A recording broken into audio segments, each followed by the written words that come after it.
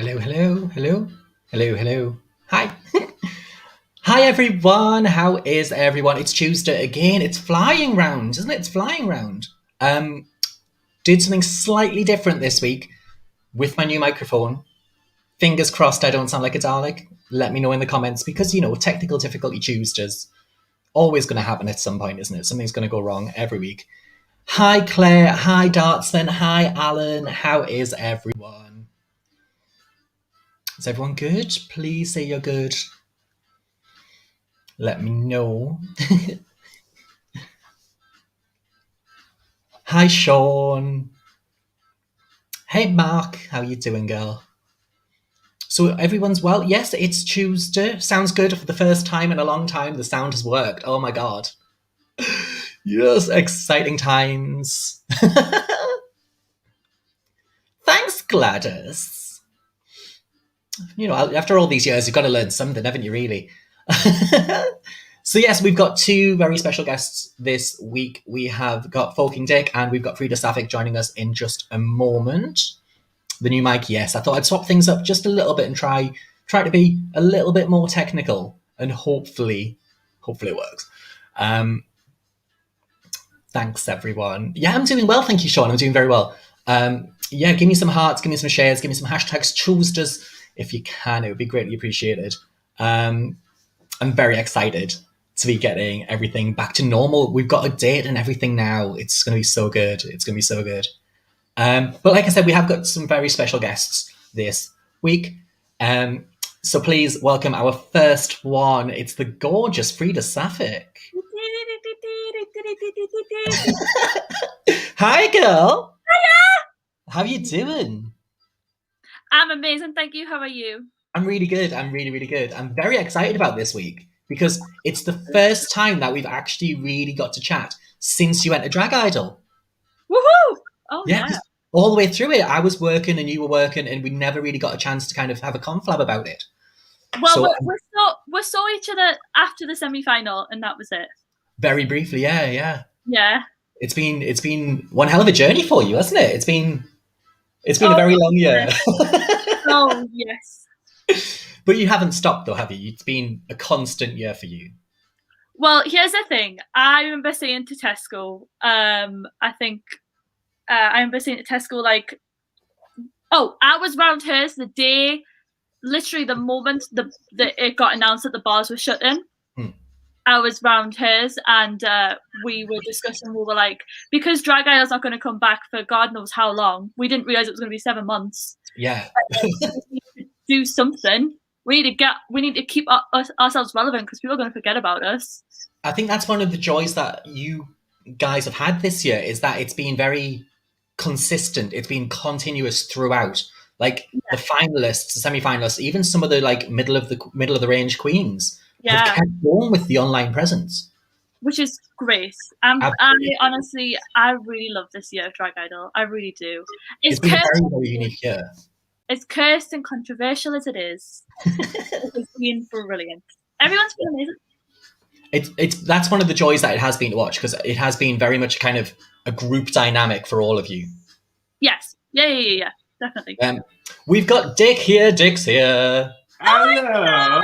Okay. How is everyone? Sorry, I didn't click the button at the bottom, so I was just waiting for everyone.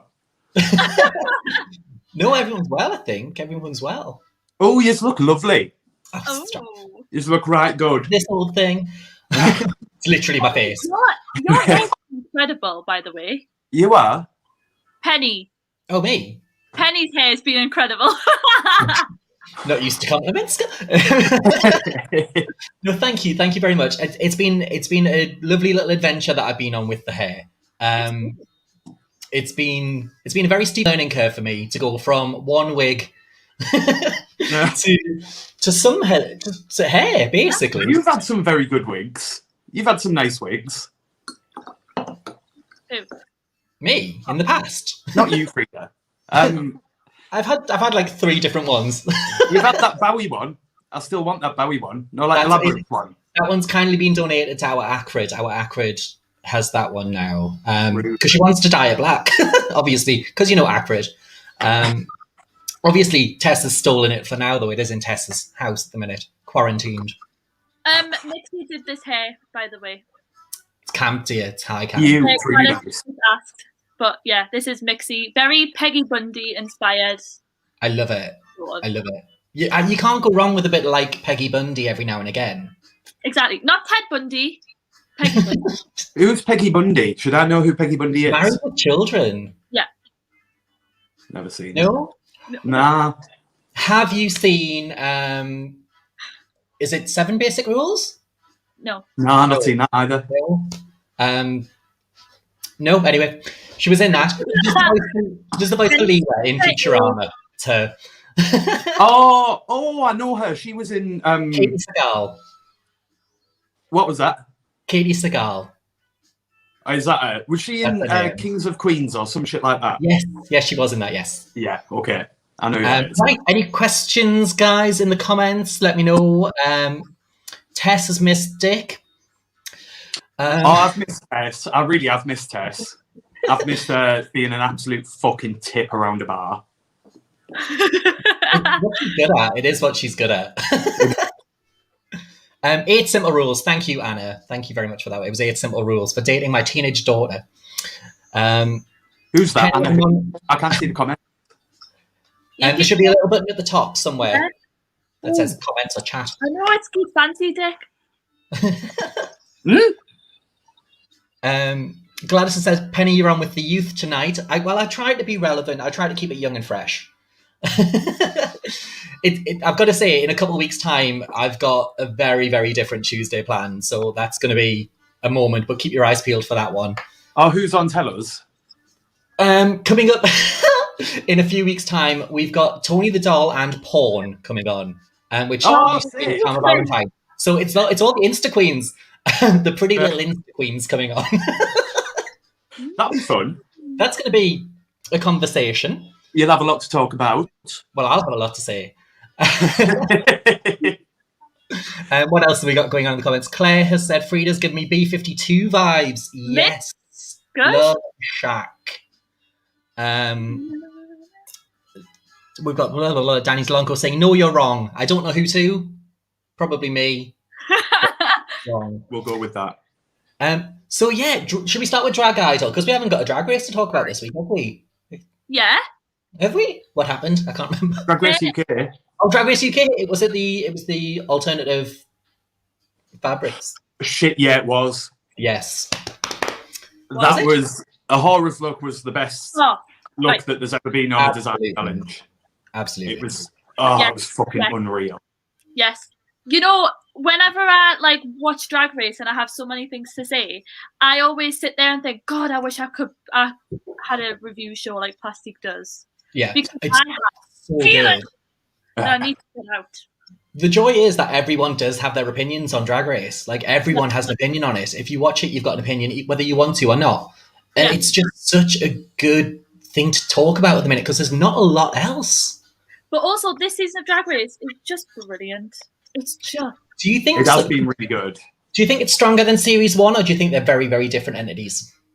I think they're very much on the same level, but yeah, completely different. Different set of queens, yeah. I'm just waiting. I always say this. I'm just waiting for a "I don't think" moment. That's all I'm waiting for. And then it's been very nice. It's maybe stronger in terms of like looks and talent. When I say talent, I mean the talent that we see on Drag Race. Because I don't think that's an accurate reflection of how queens are like in the real world. Really. Yeah. But in terms of like Drag Race talent and looks, I think 2 is better. But I think 1 was better for the personalities. 1 gave us a lot of one-liners, a lot of sound bites. Yeah. In Series 2, it's been a lot more real, I think. Yeah, there's not been any massive storylines, really, has there? No. I think we're due one this... Is it this week that we're having the 2 Scottish queens have a little head-to-head moment? Yes, I'm excited. I love it. I love it. It's going to be so good. I'm looking forward to seeing a little bit of Ellie kind of come out. Because she's been very constructed and constrained in a way. Yeah. Stuck to what she does. She's been a little bit of a Roxy, hasn't she? She's been a little bit of a Roxy Andrews, hasn't she? Yeah. It's been a kind of consistently good, but nothing happened that's breaking out of the box that she's put herself in. Yeah, completely. And she's stunning. It's not like books are letting her down or anything. She's absolutely gorgeous, isn't she? Absolutely. Being very like, I'm young, and that's it. Yeah. But very tall. What we got going on? Living all the looks tonight. Thanks, Mark. Tessa said, Dick, this would have been your challenge hands down. Oh, thank you. I do enjoy the conventional materials challenge. What would your, like, if you had that big pile of materials of like garden furniture and things like that, what would you have grabbed if you could have grabbed something? I probably would have gone with the plastic bags as well. And I probably would have done exactly the same as a horror. Just exactly the same. As a horror. In fact, that was my idea first. I remember talking to her about that, and she fucking stole that. She saw it backstage. No, I make loads of jackets, don't I, out of like plastic bags. You do. Can you remember me wandering around the scene in my trash bags? And you did one out of cleaning products as well, which was an absolute serve. Oh, yes. I really enjoyed that one. That was mint. Thank you. What about you, Frida? What would you have grabbed if you had a big pile of furniture like that?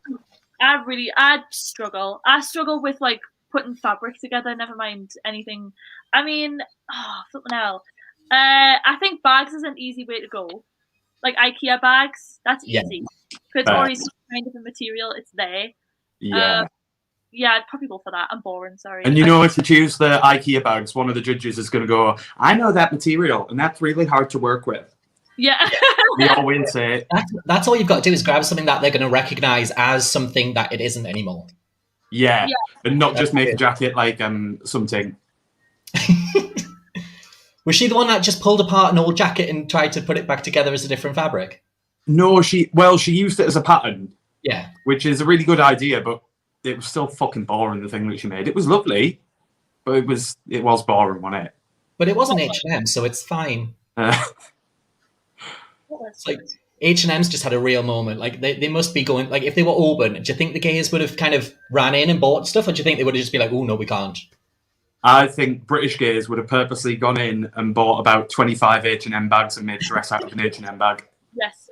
That's what I would have done. That's what I'd do if I was Joe Black. I'd come to the finale in just a massive H&M bag. Yeah. Like, just like, was it as a vagina who walked in an IKEA bag one time?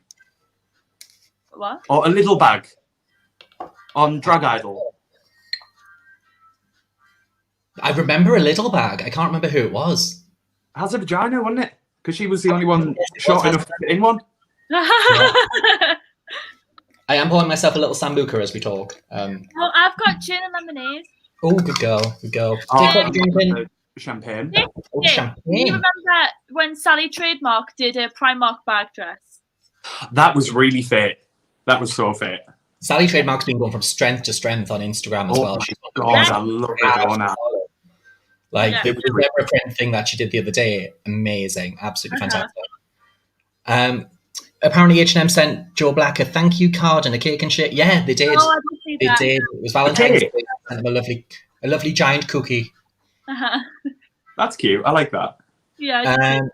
Delanco says we're not gonna get a I don't think moment. I want one. I want one. We've had Ginny Lemon. That's been an iconic moment. Yeah. Well, they hyped up Ginny to do like this whole big storm out moment, and then I thought she was meant to be flipping off the judges and that. Yeah.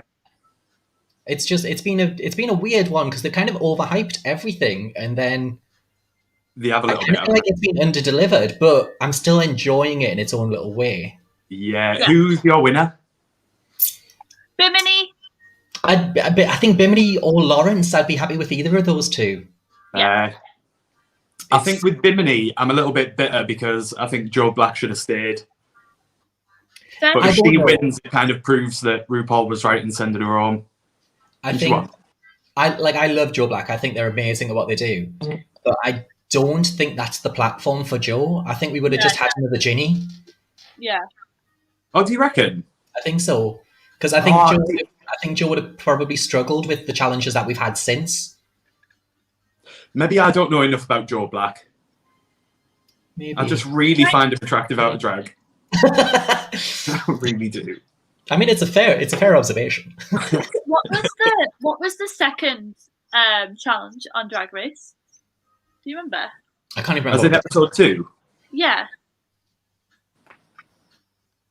Because I'm trying to think about how. No, it was the ball. No. Spooky. No, it was the musical. Rats, it was the Musical. Thanks, Gladys, for the spreadsheets. Oh, thank you. Right. Gladys asked a question ages ago. Sorry. She always does. I just ignore hers until someone else. If you hadn't dropped out, who would have won Idol 2019? Ooh. If I hadn't dropped out. Yeah. I think. Yeah. That's I think. Sorry. It's who did win 2019? Some Spanish bitch, can't remember her name. She's doing all right for herself. That one, there wasn't she? Doing all right for herself. I don't know. I've not seen anything from her. Having a lovely long holiday in Spain. Yeah. Yeah.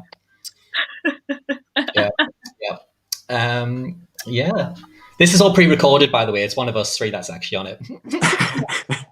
It's actually Mother. It's not Mother. Every fucker would know if it was Mother. Would you consider doing Drag Race? And what? Us.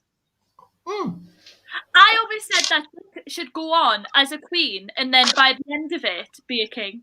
So by the finale, he's just a fully fledged king. Slowly transitions. Just add a little bit extra kingness to it each week, and it's I think that would be iconic because you know he'd win every single challenge. You know you'd win every single challenge because you're amazing. But I would genuinely, I would still apply for Drag Race. I know I'm probably not going to get on, but you should though. Like, imagine how iconic it'd be to be the first AFAB queen on Drag Race.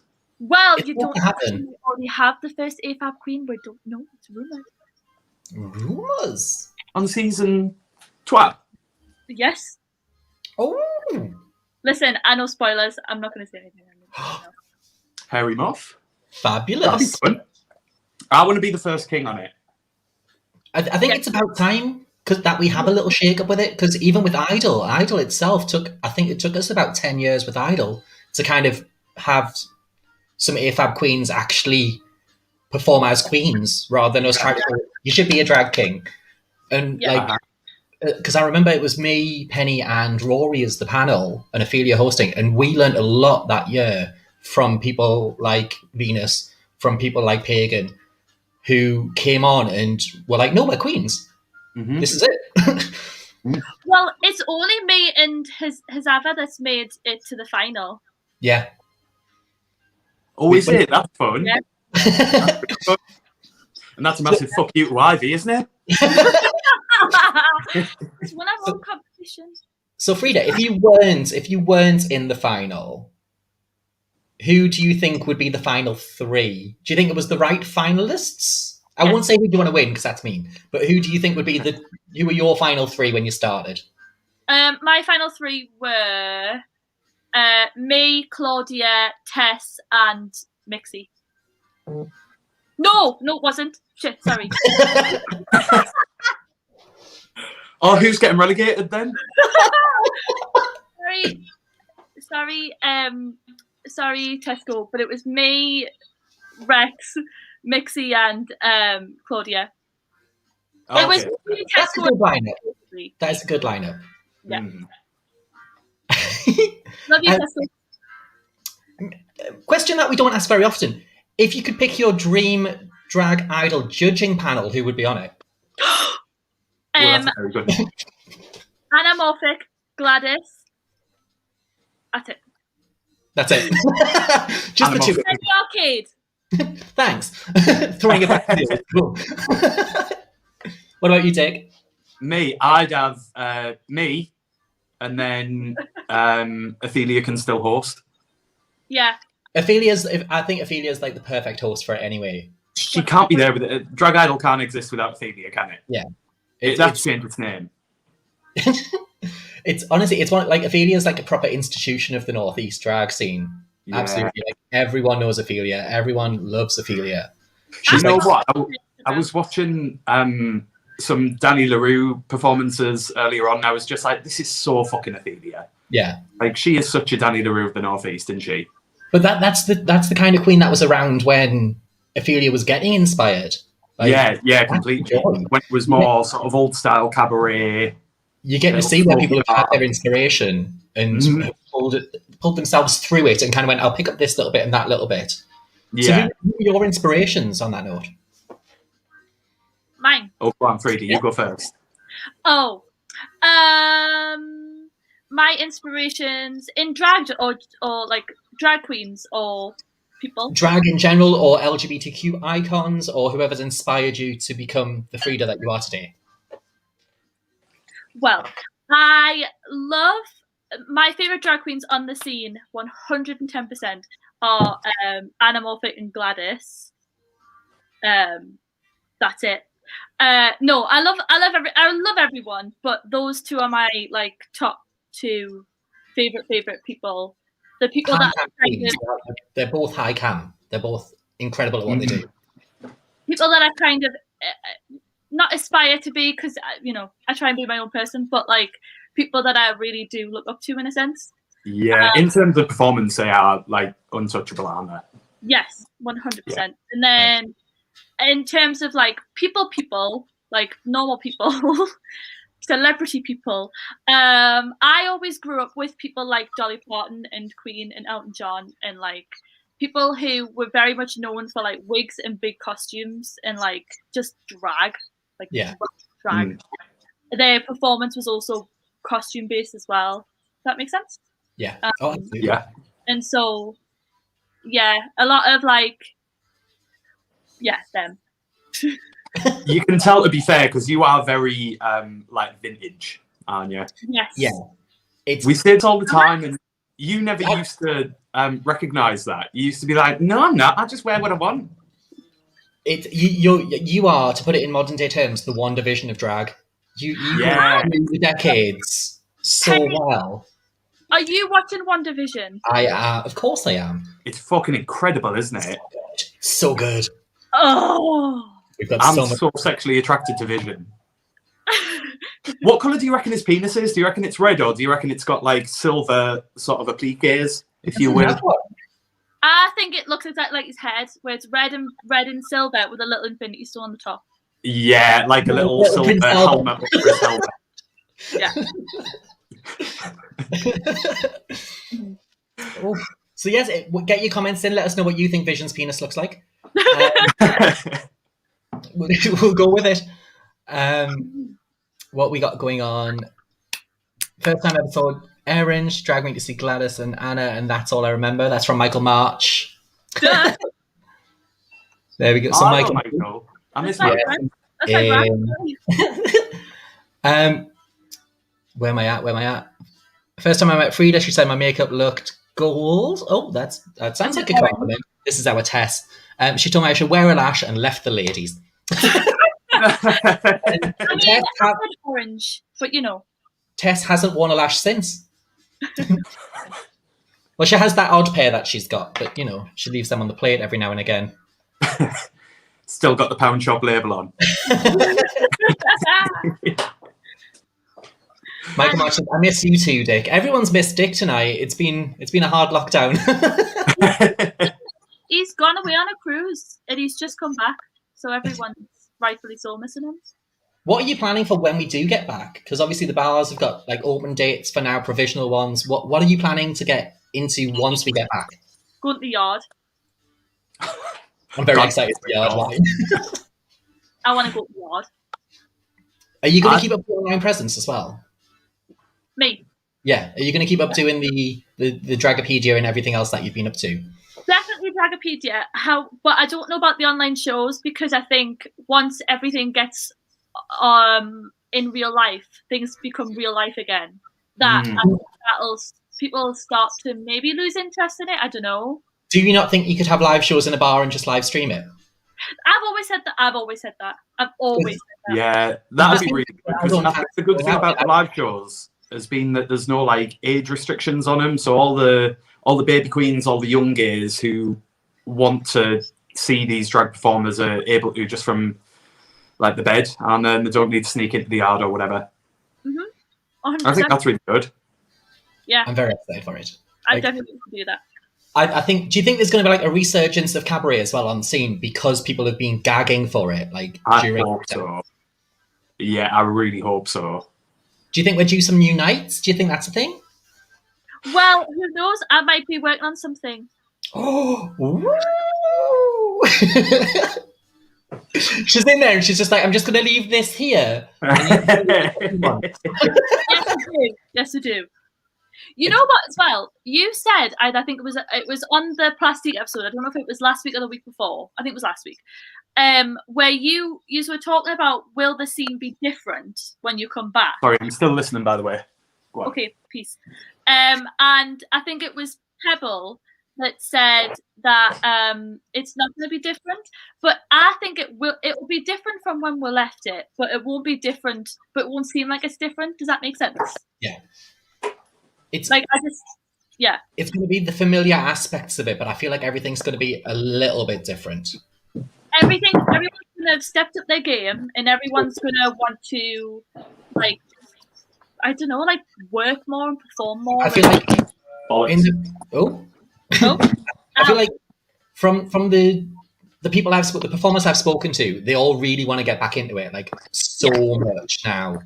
Like they've had a little bit of a break, and now they want to just come back, and they want to come back in, hitting it as hard as they can with a brand new level that they're going to stay at. Yeah. Hopefully, it's not one of those things that we do for 2 weeks and then go, oh, it's a bit exhausting. Yeah, like New Year's resolution. Yeah. It's like, yeah, I'm going to go to the gym every day, and you take out membership and you never bother. Yeah. Never said that. Never said it in my life. Lucy Fair has said, funny you mentioned that, Penny. David Clark is making live stream an option for inside promotion shows.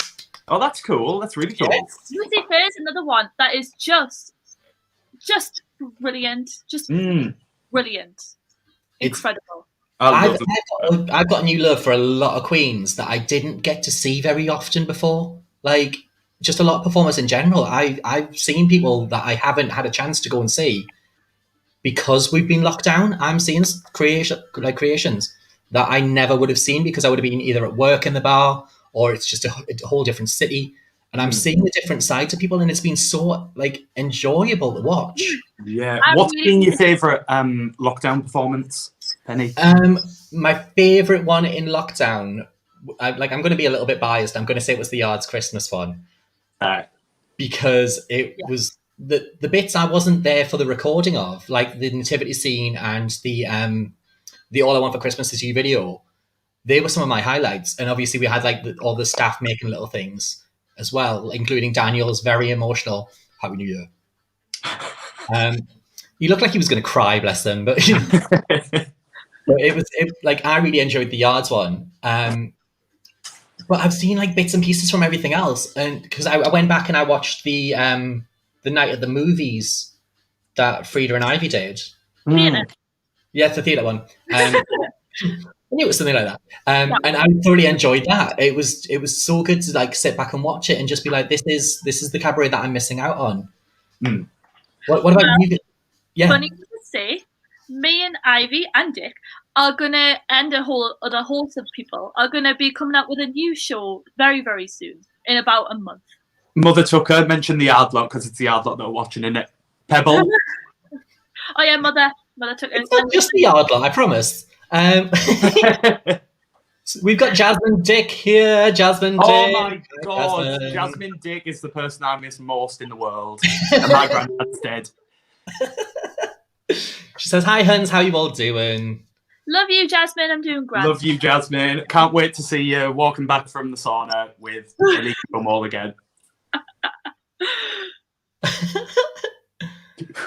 We've got Ashley Wilson, we've got Lola Devine, we've got Lola saying, hi guys, you all look fab tonight. Thanks, Pet. Thanks. Thank you. Gladys has said Jasmine for All Stars. Jasmine for All Stars. 100%. Who's your ideal All Stars lineup? Tell me them now. Lucy Fair. Mm. Dick. Granted, he doesn't drop out again. I think It's only one you night. and Tesco should join up together for Drag Idol next year. Do one number, then drop out. Yeah. Okay. Do one number about dropping out and then drop out. What would we be called? Testicle. There's got to be something in there. A pair of testicles. That's it. The Drag Idol dropouts. Sapphire Blue. I love Sapphire Blue. I love Sapphire. I really like Sapphire Blue. Soft spot for Sapphire. What a love. Loads of comments. Drag Idol dropout. Tesco's a dick. I can completely agree, Michael March. So yeah, guys, if you're watching and you've got any questions, let us know in the comments. Because if you want an opinion on anything, we can do that as well. I do like sharing opinions. I've got a question. Yeah. What are our top 3 condiments? Top 3 condiments? Yeah. Ooh. Tomato ketchup. You basic whore. Garlic mayo. That's so basic. I can guess your next one. Go on then. It's going to be curry sauce or... No. Is it? No, I like curry sauce and chips from the chippies, but no, it's salad cream. I love salad cream. Salad cream's like my number 1. Salad cream gets a lot of hate for being mistaken for mayonnaise. And I don't appreciate that. Not Tesco, not this Tesco. Tesco, the shop, has vegan mayo and salad cream. Oh, that's cool. Isn't it? There you are. Have you ever had... In Scotland, they have this thing called chippy sauce. No, I've not had that. What is it? If you've not had that, it's amazing. It's basically brown sauce and vinegar mixed together. I have it, but I haven't. Incredible. I have it, but I've never. That's a hard no from me, that. Like, you know how you do ketchup and salad cream and you mix them together? Yeah. The Tracy Nelson on YouTube has said, spoilers, say next episode, Taste and Ahura are in the heated bottom 2 lip sync. I heard this as well. But I reckon it'll be Juju versus Raven. I reckon it'll just be like Juju versus Raven. They'll cry and Ahura goes home. Good to Taste saying, sorry girl. What do you think? Do you think it's true? Do you think it's going to happen? Well, I know the spoiler, so I'm not saying anything. I think it'd make storyline sense for it to happen, wouldn't it? Yeah. What's the next episode? What's happening? Stand up. Yeah, it's a little. Okay. Yeah, it's a little. See, Taste is really funny. I think Taste is really fucking funny. I think Taste's humour goes over people's heads. Yeah. Like Taste is my winner, I think, now. Do you not think Taste is one of those people, though, that is really funny in confessionals, but, like, written down funny is not very funny? Probably that, yeah. It's probably a lot more natural and flowing. Yeah. Rather than trying to make it work. Yeah. Which is something else that I've noticed about queens who are doing pre-recorded things. Like, they'll start off and it'll be really funny the first time they record it. And then by the time they actually get the take they need, it's lost a little bit of its shine. Yeah. But you can see those moments when it happens. Like, is it just me who sits and watches for those moments? Is it just me being a hateful bitch? That might be it. I thoroughly enjoy it. It's great. It gives us something to do. Gladys says she's won 6 badges. I don't know what. I can believe that. Gladys told me that I used to go to the Boy Scouts as well. If she ever got on Drag Race, she'd love to lip sync as much as possible. Do you know what? I'd be like that. I'd be like, I want to be showing off what I can do. Like, I want to be talented. I want to be getting critiques. If I got safe every week, I'd be devastated. If you How would Gladys do on Drag Race, do you reckon?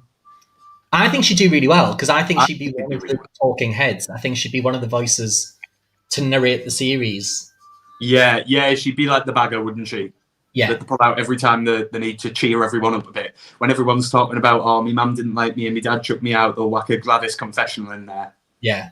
She'd be like the side eye. She'd be, oh dear. I think Gladys would do, honestly, just brilliant. I genuinely think she. Yeah. Would you like to see more things like Drag Race brought into Drag Idol? Would you like to see more challenges, or do you think Drag Idol's doing all right for it itself as a standalone competition. I think that Drag Idol should have like untucked, in the sense that they should put a camera up where everyone is like getting their photos taken. Yeah. Because, you know, there is some shit that goes down there. I think it was 2016. I think it was my last year that we had Snapchat, running around backstage, filming everything and talking to all the contestants as they came off stage. And it was, and all I remember from it is Plastique starting everything with "Hello, Snapchat," and it was just. And every week when I used to finish doing the stage part, I used to run backstage and I used to say that to the "Hello, Snapchat," and it was so much fun at the time. It was brilliant. I've had a couple of them pop back up on my memories recently. To be fair though, that Fab on a Fiver thing that we did for Drag Idol this year, I genuinely, even though it was really stressful and it was very much like me last minute buying a bedsheet from Primark, I loved it. I really loved it. It added a bit more fun to the number. Yeah. I would have enjoyed that. Yeah. Like, you don't just have to make a number and a live, but you also have to make a costume to go. Yeah. Would that have made it more fun judging it? From like a judge's point of view, Penny? Absolutely. Absolutely. I always wanted more from the contestants. I always thought that they could do something else with it. Because sometimes you had some very, very talented queens doing amazing numbers. And I just wanted that little extra push. That little bit extra. And some things delivered week on week on week. And other times it was just a very, very good number. And I was like, I need more from it. But then again, I was sat there in a very basic outfit and a very basic wig and no heel. So, you know, it was a pleasure. But, you know, it's the joys of it. The joys of working for as many years as I did. I was asked. We've got Tess saying, "Dick, I bet you'd have loved the Fab on a Fiver theme." Sally Trademark says, "We love Primark." Yes, girl, yes. Mona said, "I remember the 'I want more from you' every week." Every week I said to Mona, like, especially when she was in my team, I was like, "Girl, we're pushing this. We're doing this extra. We're going to here." And some weeks she listened, some weeks she didn't, and some weeks she went home because she didn't listen.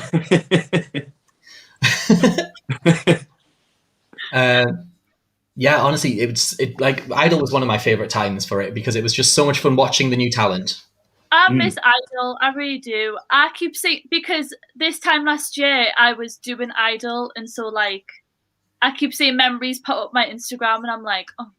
Yeah, because I think we would have been on week 2 or 3 now. Week 2 would have just finished. Week 1 part 2. Week 2. Yeah. Yeah. Oh, it's very strange because obviously, like, Gladys has just had her 3rd birthday. Like, you queens must be the same. Like, it must be. Yeah. Like, well. Yeah, because was Idol your first time, or was it a different occasion that you first donned the drag? Me. Mine was Drag Idol. The first time I like performed in drag. I'd been out once before in drag. Yeah, but that was it. What about you, Frida? Mine was technically before Drag Idol, but I always call that like the experimentation period of like watching everyone, judging everyone, and going, I like that, I don't like that. And then so by the time I got to Drag Idol, I would really make so much of a fool of myself. I still did, but not as much. You know what I mean? Was that helpful to you to have the kind of the audience feedback before you even got on stage? What do you mean?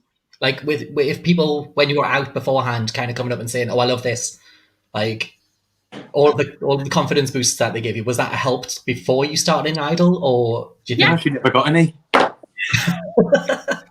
No, like, Dick will talk shit, right? But people that would look at me like as I was out and went, "Hate this, love this," and I'd go, "Thank you." Feedback every time. Me, Dad. You have grown so much though from when you started going out. Absolutely, leaps and bounds. Yeah. Penny's the first person to tell me to do Drag Idol. Was I? Yeah. Fuck, it's all my fault. Yeah. Look at you now, world domination at your feet. It's a real thing. Like, honestly, I think I've always had a nose for those people who kind of like, you'll be good at this. Like, you should be doing this. It's good to get into it. Drag Idol's such a good experience as well. It is. Oh, stressful as fuck. I remember the day of I was doing my Ellen number, which is decades. The day of, on the Sunday, I messaged Anna and I messaged Gladys, and I was like, "Hi, do you have a blonde pussycat wig that I can borrow?" Literally on Sunday morning, and they were like, "No, I don't." And Gladys was like, "I thought you were prepared." I was like, "I'm not. I'm sorry. I don't have one." I had to run to Hair City to go get one. It's like, I always thought it was such a good, fun scene building time during Drag Idol, because it's like you never knew who you were going to get in the first couple of weeks, and I always loved the first couple of weeks of the competition anyway, just for like the train wreck that was the contestants. Like, before it got into the like, I was looking at, we had 1 week of week one. Like, we didn't used to have to do week 1 part 1 and week 1 part 2. Like, Chris knew quite well how to cull them down before they even got to the stage. But now it's a whole experience the first couple of weeks. Dick, did you ever do that thing of like, oh well, I'm safe this week because there's still a lot of dead weight that needs to get rid of? No, is that something that you do? You're a horrible bitch. Is that something that you do? You liar. It's just like that at the final, girl. Well, it worked. Hi, Anne-Marie. Anne-Marie for All Stars. Tessa said Frida kept it from me, but also told me she was helping a friend. Then let me show her my number in central toilets, and still didn't tell me she was doing it. Yeah. Shady. Did you give Tess honest feedback on her number? No. No, because like, just keep it as it is. It's perfect. No, I genuinely sat there and went, "This is really good. This is worrying. This is really good." So Tess wasn't the dead word that you were on about. No, I genuinely know. We've got Tequila Mockingbird in. I don't know if you guys will know Tequila. Tequila was one of the very, very early Drag Idol winners. I fucking love that name. She's my little girl, my Tequila. She's over in Australia right now. Hi, my lovely. Honestly, if you get the chance to go back and watch Tequila Mockingbird's year on Drag Idol, I don't even know if it's online. I don't even know if we had like internet then. What was her year? Who else was in it? I think it might have been like 2012, 2011. Oh, okay, so not that long ago. It would have been because Gloria's no. When was Gloria? Gloria won 2011. 2009. Thank you, Gladys. Wow. It was 2009. 2008. Thank you, Tequila. Okay. Yes. Yeah, 2008. So just a small while ago. When did it start? What year was it started in? I think it was 2006. Okay. Potentially. Tequila was one of the first winners. I think she was like the 3rd or 4th winner. Amazing. So good. I love Tequila. She's going to be on in a few weeks' time. Where we're getting the old gang back together. So Tequila's going to be on. We've got Sushi Buffet, who was the first ever Drag Idol winner, coming back. Yeah, camp name as well. It's honestly high camp. Sushi did change her name briefly when she was trying to be a little bit more family friendly, and she became Ruby Reynolds. So you might know her as Ruby Reynolds. No way. Yes. Oh, yeah. okay, fair. I think I know them. I know of them both individually, but I didn't know there was the same person. That's mad. So fun. We did a Pride show back together years ago. Me, Sush, Tequila, and Lucy, Miss Lucy. We did a Pride show back together, and we were the Broadway babies, and it was so much fun. It was so much fun. And you know the hairspray dance that everyone does on scene? Yes. No, which one? You know the You Can't Stop the Beat dance that they always do in the pink rooms? I mean, show, don't tell. I can't show. The camera's very wobbly. If I laugh too hard, it goes on a bounce. But yeah, so that's. I might try to dig up some videos of those years for our live. But yeah, so she's gonna be on in a few weeks' time. It'll be like 8 o'clock in the morning for her, so she's gonna have to take that day off work because we are getting drunk. Anne-Marie has said it's Anne-Marie's birthday in 15 weeks. 15 weeks till Anne-Marie's birthday. Why bother mentioning it? happy birthday for 15 weeks' time, girl. I'm sorry, but why are we giving this any airtime? 15 fucking weeks, Anne-Marie. 15 weeks. We might be out by then. It's my birthday in June. Yours in when? June? End of June. I won't be here. Oh shit! Yeah, you won't. Well, Yeah. It's that cruise, isn't it? It's that cruise. yeah. I'm on Drag Race España, is what it is. Have we got any questions in the comments? Tequila was the third winner. There we go. She was the third winner. Mentored by Vicky Paris back in the day, if I'm not mistaken. I think I'm right. Dragons had some cracking winners. This is the joy of it. Like, it has had some amazing winners. It, like, you know, you've had the Gloria Halls, the Sushi Buffets, the Tequila Mockingbirds. You've got the Gladyses. You've got the Charitzas. Like, there's even some in there that you don't necessarily think of. People like October and Octavia.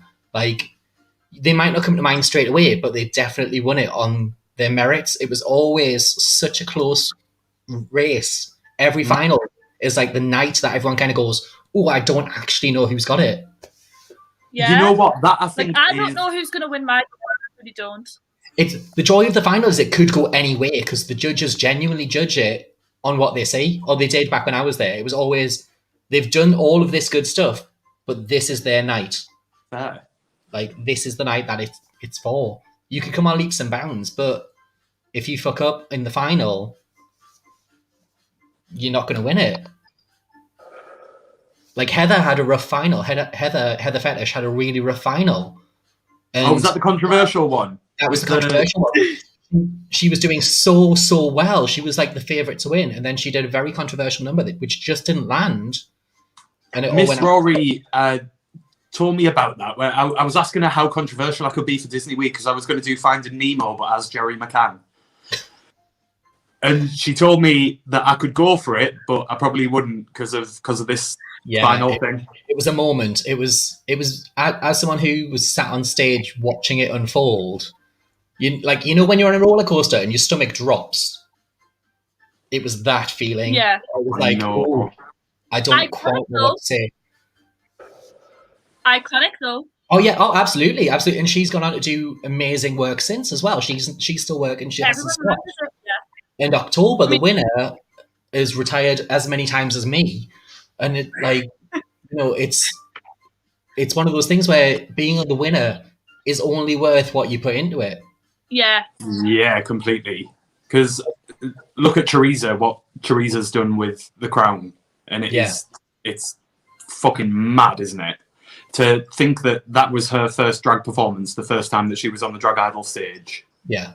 And within a year, she's been on all kinds of fucking television programs, etc. Akron said they cut it out of the YouTube shoot too, did they? We couldn't actually air it on the YouTube. There was... Yeah, I've not seen it. Is there anywhere I can watch it? Is it on the website? It's, I think Chris Howe probably has deleted the footage. Like, I don't even think he even has it. It wasn't posted anywhere. I've seen it.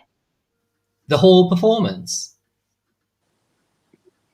You may have seen it. No, it's shortened. It's been shortened. There's a moment where it starts and then it cuts to the audience reaction, and then it's like, for certain purposes, we can't show this.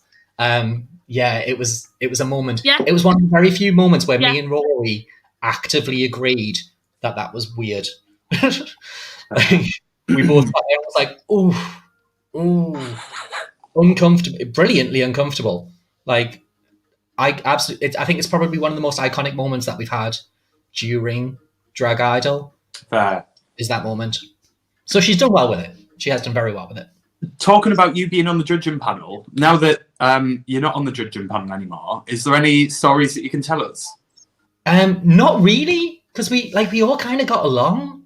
Oh. Like, the judges all kind of got along. We were all there for a job, and it was all like, there was times when we didn't agree, obviously. Yeah. But it was never a heated debate.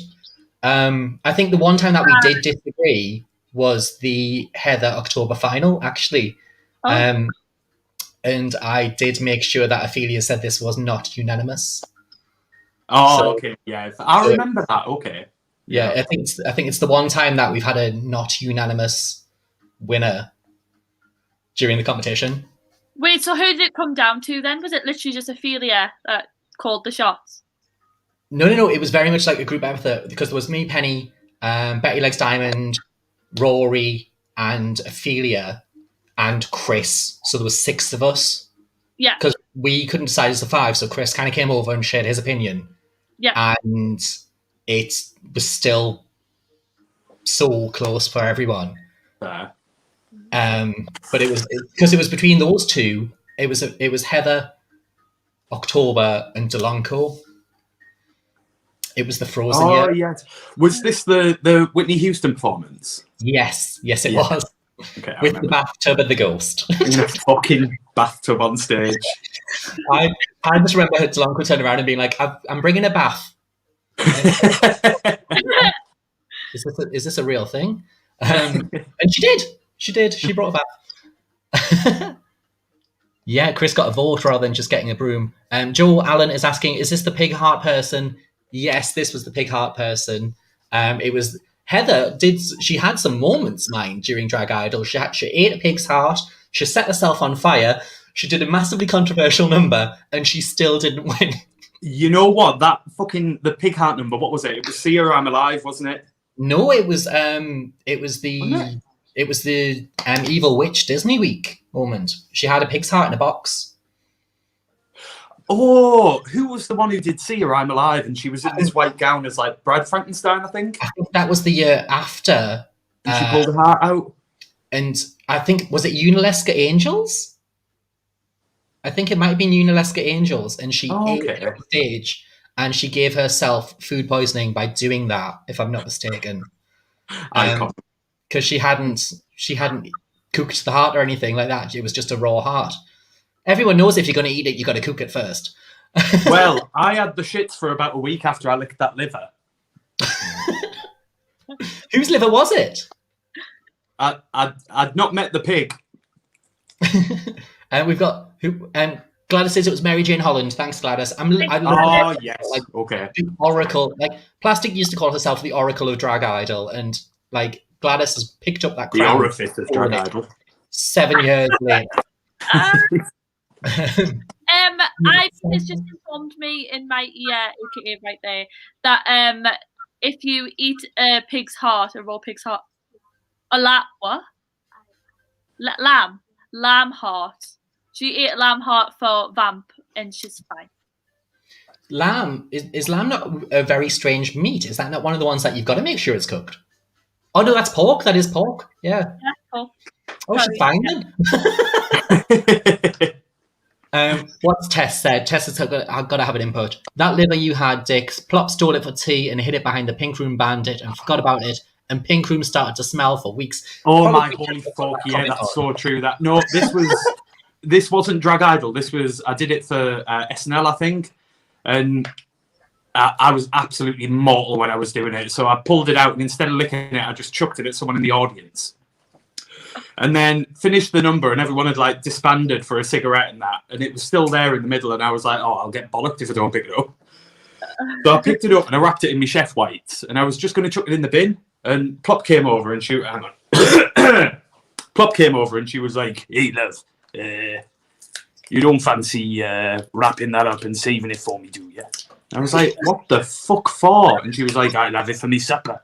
And I was like, "No, you will not." And she was like, "Aye." And I was like, and I was like, well, all right, but make sure you cook it. So I wrapped it up and popped it on top of the Bandit. And then about a week later, Jack Plastique messaged me just being like, "I've just got a fucking bollocking for you." I was like, "Why?" He was like, "We found a liver on top of the Bandit. We're assuming it's you." So I was like, "Yeah, so yeah. That's it. That's it." To be fair, like when I worked with Plop in the bars, we like at the end of the night she used to have plops, which was going along getting the drip trays and just pouring them all into a pint. Oh yes. And that was her drink for after work. Fair play. We did that once. We used to go minesweeping in town when we were poor and students. And we all like, I think it was Paddy's Day, we all gathered at a bar and we were like, right, this is our table. We've got 5 minutes. Go grab your empties and bring them back to the table. So we had them all on this table, like shitloads of just like little dregs of pints. And we had 3 glasses and we just shared them between the 3. And then like we took a sip and we were like, ugh, because it just tasted like vomit. And then we had a look in one of the glasses and there was like chunks up the side and everything.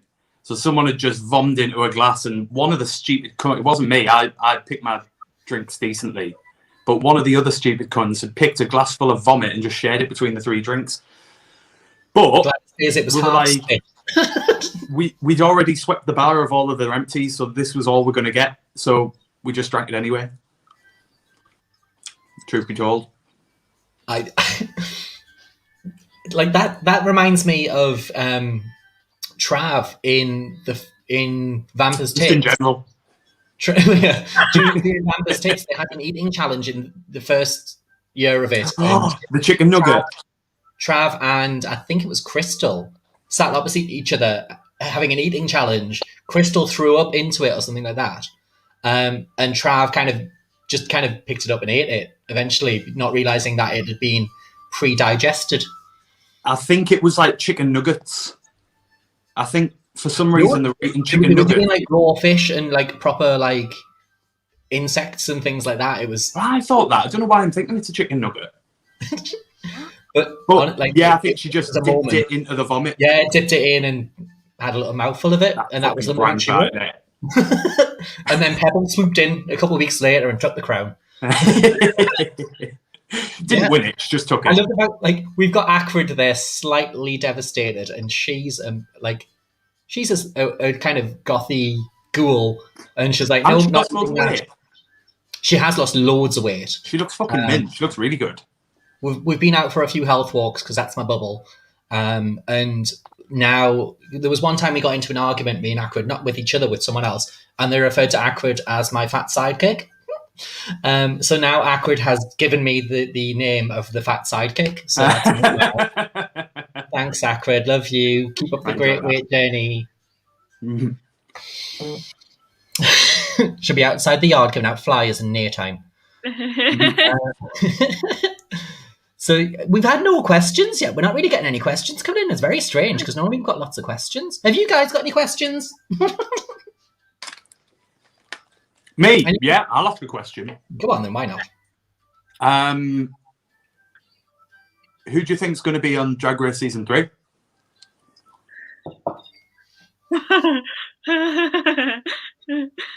Going by the video that I watched earlier, there's quite a lot of very talented queens.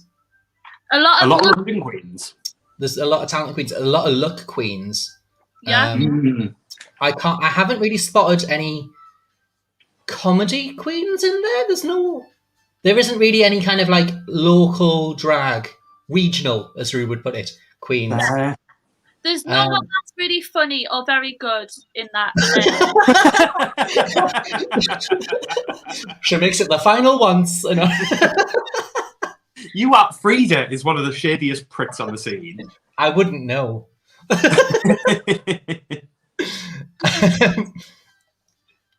Where we at? Rob has said, which local queens would you like to see on Drag Race UK? I mean, I'm going to repeat myself, so I'm not even going to say it, but no, Anna and Gladys. There you are, done. Anna and Gladys. Fair. I think it's fair. I think they are two of the most versatile performers that we have. Yeah. Yeah. I think Newcastle, because it's such a tight-knit community on the scene. Like, we might not always like each other all the time, but we definitely, like, if someone else came into Newcastle... That's a fucking understatement, isn't it? If someone else came into Newcastle, I'd be like, hey, you don't say that about this person. Yeah, like, yeah, 100%. We very much defend our own. Like, we've got a very authentic scene, I think. Yeah. Yeah.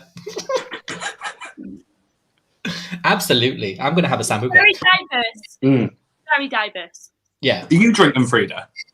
Yeah. What are you drinking? Gin. Gin and lemonade. Cheers, guys. Cheers. Cheers. I need a top up, actually. Yeah, same. Hello. Well, that gives us a chance to get some questions in. Drag Idol Online. What about doing Drag Idol online? Can they do that? That's from Jasmine. We talked about this actually. This was an option because of how the pandemic has affected Drag Idol. I mean, let's not talk about the pandemic, but you know how the pandemic affects Drag Idol. We were talking about this, and it was like it would be like the next thing to go to, but also at the same time, a lot of what like say me and Claudian share, what we are presenting at the final needs a reaction. I think you've got to have an audience for it. If it's going to be a final, you need to have a live audience. Yeah. And I think the scene loves the final, doesn't it? Absolutely. It's one of the highlights of the calendar. Yeah, it's the one event of the year that all the drags are at, isn't it? Yeah. And everyone gets dressed up and all that shit. That's it. There's more drag out for the Drag Idol final than there is for Pride, I think. Fair. Yeah, fair. Yeah. Because you get everyone doing the Drag Idol final, and it's such a good atmosphere as well. Because like the event, you've got the pre-drinking in the bars beforehand, then you've got the actual event, and then you've got the club afterwards, and it's just like it's an entire night of such good energy. Yeah, like, it's like being on holiday, isn't it? Yeah, you know, no one's asked about work in the morning. Yeah, absolutely. Even though everyone's back at work for the Monday. Whether I'm in or not, I'm definitely taking Monday off. I think it's wise. Yeah. Sally Trademark says, if you had the opportunity to open your own bar, what would you call it? Oh, hi, Sally. Hi, Sally. Love you. Oh, I don't know. We always have this discussion, though, about wanting to open our own bar, though, Dick, don't we? Yeah, I've got a very clear idea in my head of what my bar looks like. I haven't thought of a name, but I want it to be like everybody there is a queen. Like everybody working behind the bar is a queen. Like everybody is a drag. Yeah. I should say. Like a drag thing, whatever. A drag person. Yeah, and I want to have like themed rooms. So I want the main one to be a circus tent. And the entire inside is like a marquee of like a circus and like aerial performers and just a really freaky space. Yeah. And then the rest can have like other themes, like sci-fi theme or whatever. That would be high camp. Because like obviously people go to Powerhouse and they're like, I'm going to Purple Room. Like, could you imagine like, I'm off to the big top? Yeah. Like, well, I'd love to have a club that was like the old Club Kid clubs back in like New York 90s. Yeah. The door policy was if you're like dressed up like fuck me, you are stunning, you get in for free and your drinks are for free all night. Yeah. If you've made a bit of an effort, then you get in free. If you've made there's effort there, then you pay your entry at like a discounted rate, and then everyone else just pays full entry. Yeah. I think that'd be sick because it'd encourage everyone to like get dressed up and wild. Yeah, absolutely. Make it a spectacle, wouldn't it? Yeah. It's one of the things that I think is missing a little bit as well. Like the scene, everyone's falling into their same patterns with like fashion, and like we had that bit a couple of years back where everyone was dressed as One Direction, and I was just like, why? What is this? And then skinny jeans happened. Wasn't a fan of that. There's a opening up in Newcastle soon called Bobby's. Yes, Bobby's along where Secrets was. Yeah, Secrets. What's this? Secrets has been bought. Someone bought Secrets, and they've completely taken out everything inside, put it all back in, and it's called Bobby's, and that's opening, I think, just after lockdown lift, if I'm not mistaken. Okay, nice. It's the first one you see if you come the Res Hugh Bridge way. Yeah, it's like the opposite of the Yard. Yeah. But we don't know what's going to be in there yet. We don't know what the plan is. We don't know if it's going to be cabaret. We don't know if it's going to be a local. We don't know what the plan's going to happen. Hopefully, ideas. Hopefully, it's just going to be a fantastic venue because I'm looking forward to having a new operator on town. Like, yeah, same. Because Queen's brought a little bit of new life to the scene when we had someone else kind of managing a bar, and it's because I remember back when everyone was like different venues. Every venue was a different operator. And now it's kind of we're getting back to that again because we've got new fresh blood coming in wanting to put things into the scene. Yeah. So, well, things like that, Inside Out Productions. Is that that's called, isn't it? David Clark. David Clark. They've got the Duke and they've got Can Bar in South Shields. I think the good thing about them is they seem to respect the queens that they work with. Yes. Yeah. It looks like it. Obviously, Lucy will be able to confirm everything for her. Yeah, because she is one of the top queens that they've got. And Ivy. Well, Ivy's there, isn't she? Oh yeah, Ivy as well. Yeah. Gladys says, if you could go out right now for 2 hours to any bar, where would you go and why? Oh. Sauna, suck dick. Next question. Apparently, I'm also going to the sauna to suck dick. It'll be me, you, and Jasmine Dick. All having a group wank in the pool. Sounds lovely. Passing the poppers. What about you, Frida? Where's your bar? Finished Drag Idol.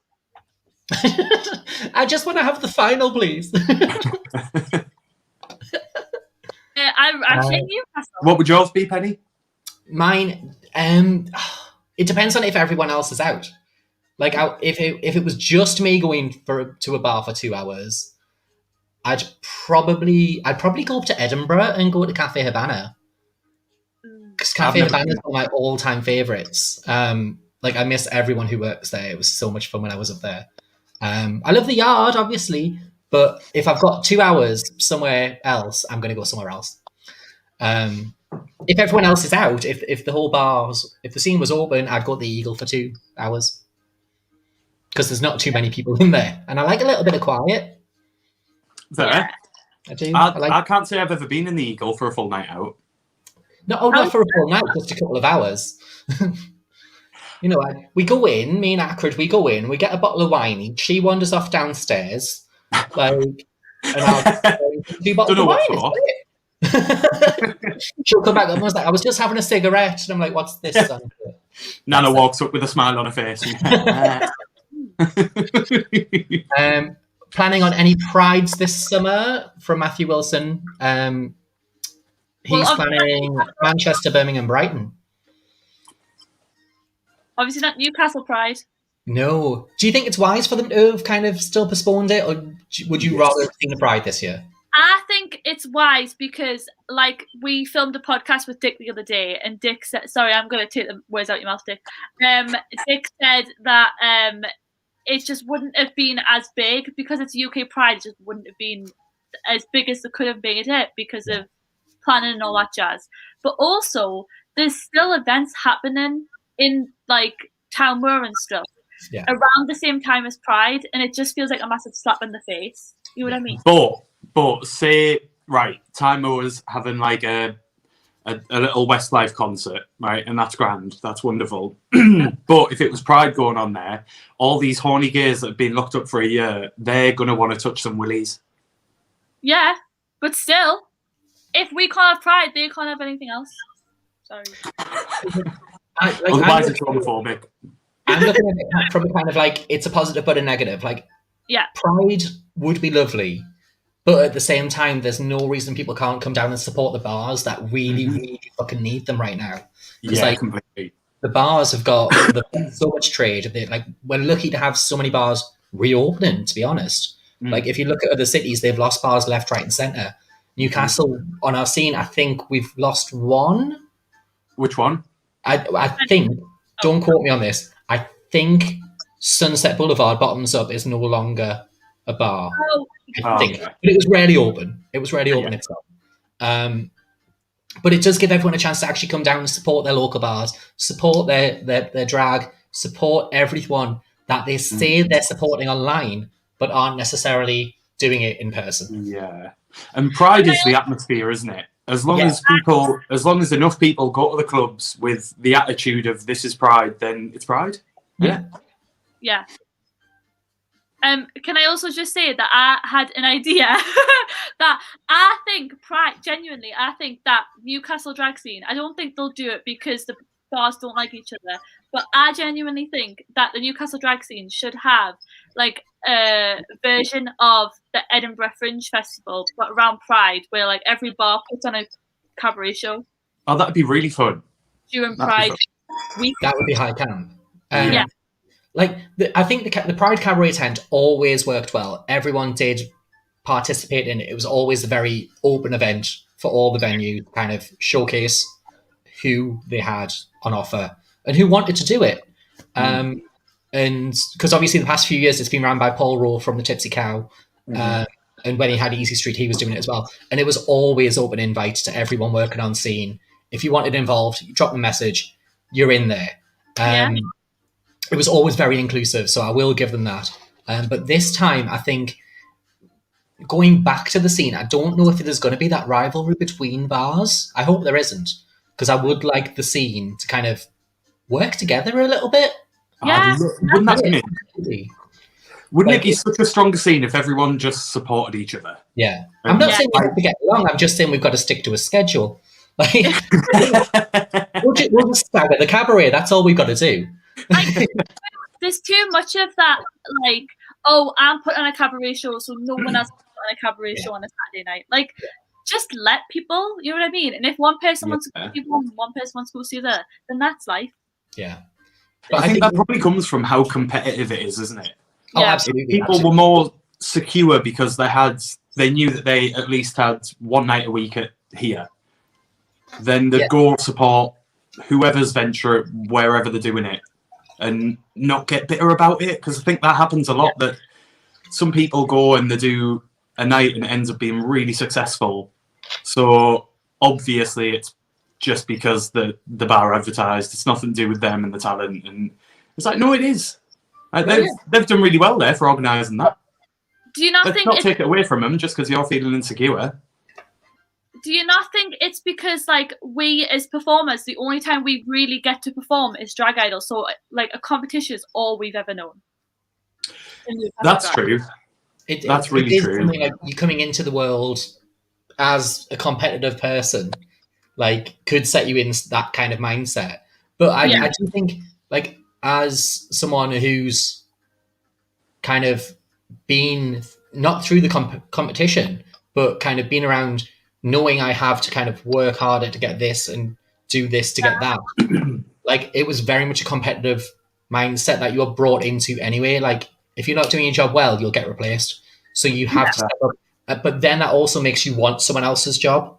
And that's where we were years ago, which is why I've always been competitive. Like, I've always been like, if you can get my shifts, by all means take them, because you're not going to get offered. Like, and no one has ever been offered my shifts. No one ever. In all my years of working, no one's ever been offered them unless I've said I'm leaving.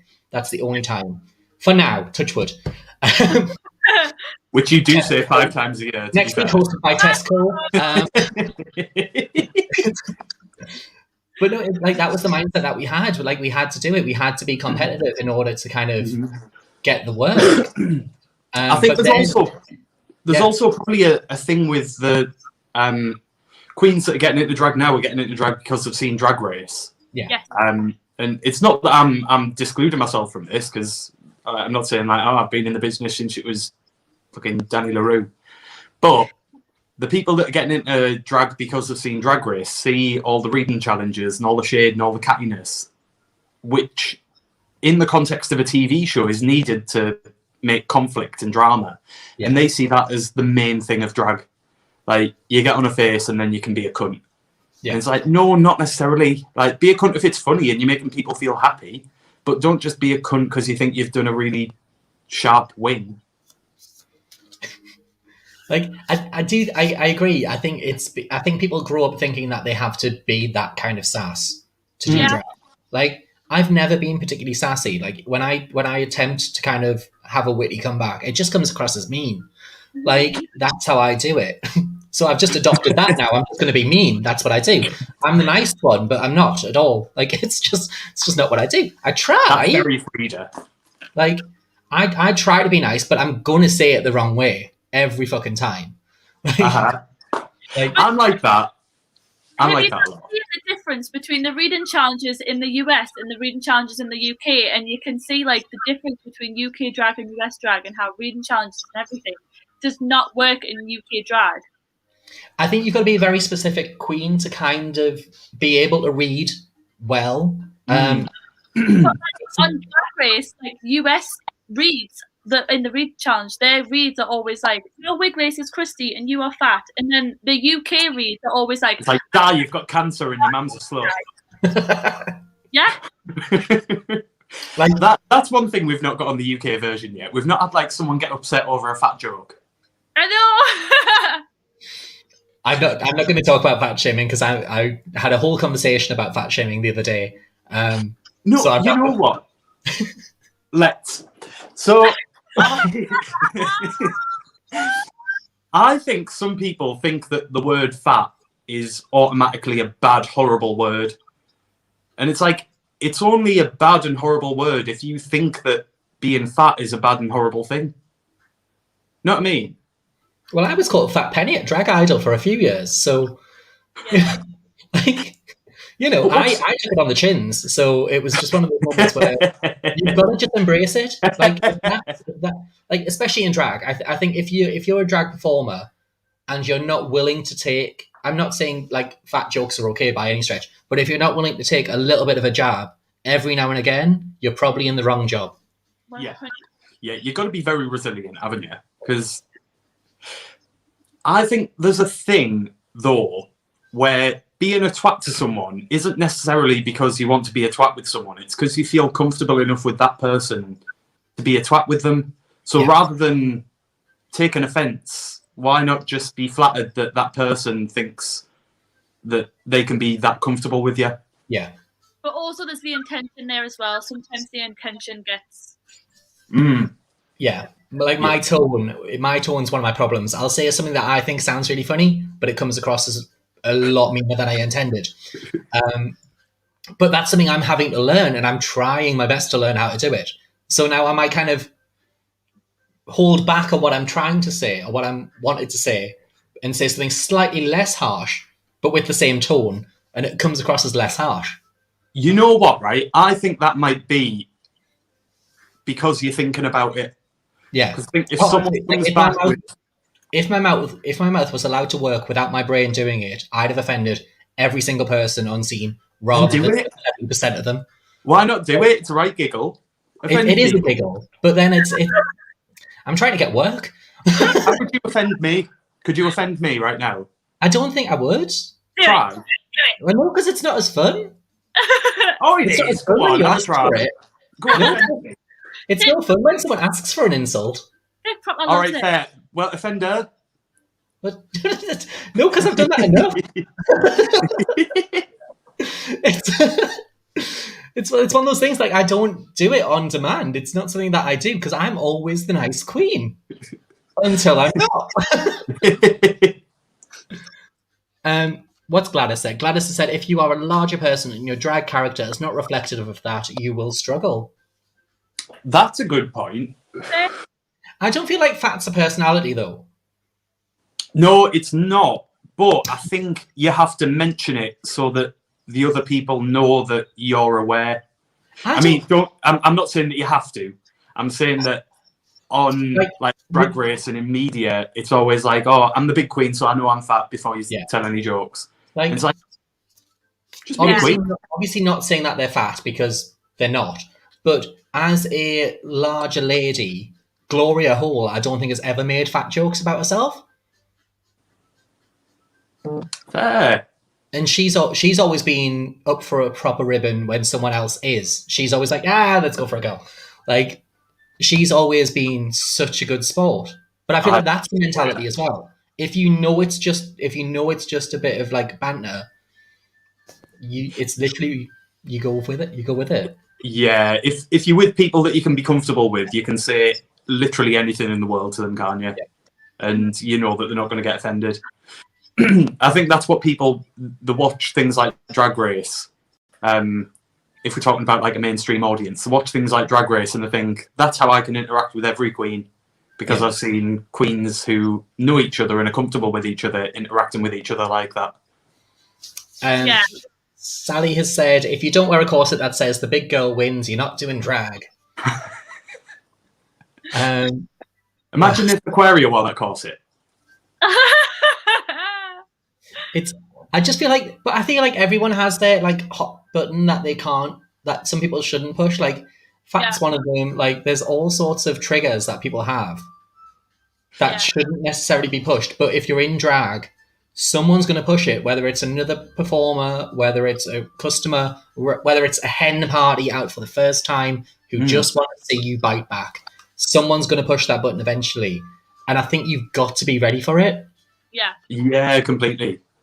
Like when, if we're on about hen parties, when they touch your wig and you're just like, can we not? Like, please don't touch my wig. And they're just like, oh, why are you being arrogant for?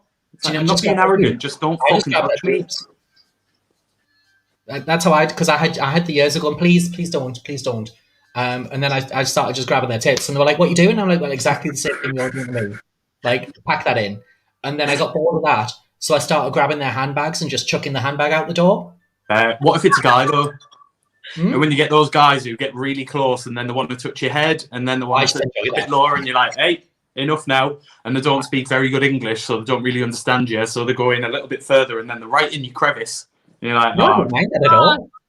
No, to be honest with you, I don't know why I brought it up. I just said a joke. I once properly laid a guy out when I worked at Central. There was a bloke who came up to the DJ booth all the time, and he was off his fucking nut constantly. And I think when people are off the nut, it's a little bit. You treat them a little bit like a child, don't you? Because they don't really know what they're doing. So, but this time he came in, he was just drunk. Like, I could tell that he was just drunk. He wasn't high, and he just kept touching me up. So I pushed him. This was outside having a smoke. I pushed him, and he fell flat on, like, the back of his head was the first thing to touch the floor. And I was like, "Oh my God, he was only trying to touch me, Willie. What have I done?" So I got up, and his head was, honestly, it was like spurting with blood. You know, like when it comes out in a spurt rather than it's just leaking. And I was like, "Oh my shit." So I was like holding it, and I had his blood all over my hands, and Kirsty went to get some like blue roll, and I was just holding this, and it was blue roll after blue roll, and it was just soaking. And then the police came over, and I was like, "Oh shit." Like, I was going to go to Pink Room tonight, but I'm going to have to go to the station and make a statement and all this shit. And I was just like, he fell over. And they were just like, "Oh, it's all right." And I was like, "So I can go?" They were like, "Yeah." I was like, "Brilliant, bye." Tuesday exclusive for you there. Yeah. I didn't see him after that. Could be dead, don't know. We've got a question from Tequila, who had to send it twice. Sorry, Tech. How do you feel about the oversaturation of the market due to Drag Race? You obviously have Drag Race UK. Has that changed the feel of the local scene? We're about to have Drag Race Down Under launch in a matter of weeks. I'm so interested to see if it'll change our local drag landscape. I mean, it's inevitable to change. It, because people will see something and then they'll like drag race has made drag far too expensive. You know what I mean? It's taken it into an art form that's similar to like theatre rather than it being this dirty underground, let's make what you can out of 2 pairs of tights and a quiche. Exactly. Yeah. Yeah. My okay.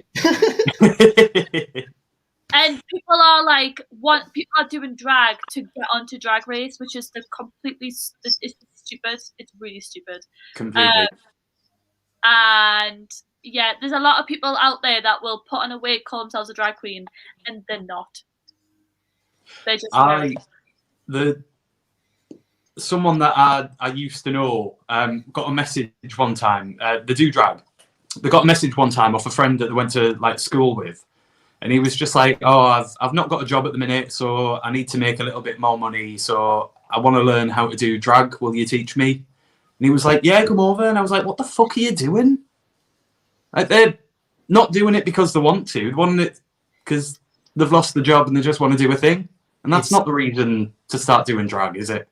I'm kind of glad that I was around for the start of Drag Race infiltrating gay life. Yeah, you're the only one really out of all of us that can say properly how Drag Race has affected the scene. It's been horrendous. But I thought the same about Drag Idol. Because I was working before Drag Idol happened, and I remember thinking these people are coming through a competition expecting a job, thinking they're the shit, and then not really doing anything with it. I mean, luckily enough, the first few years did they kind of came in and they kept that standard up. Like, hi back.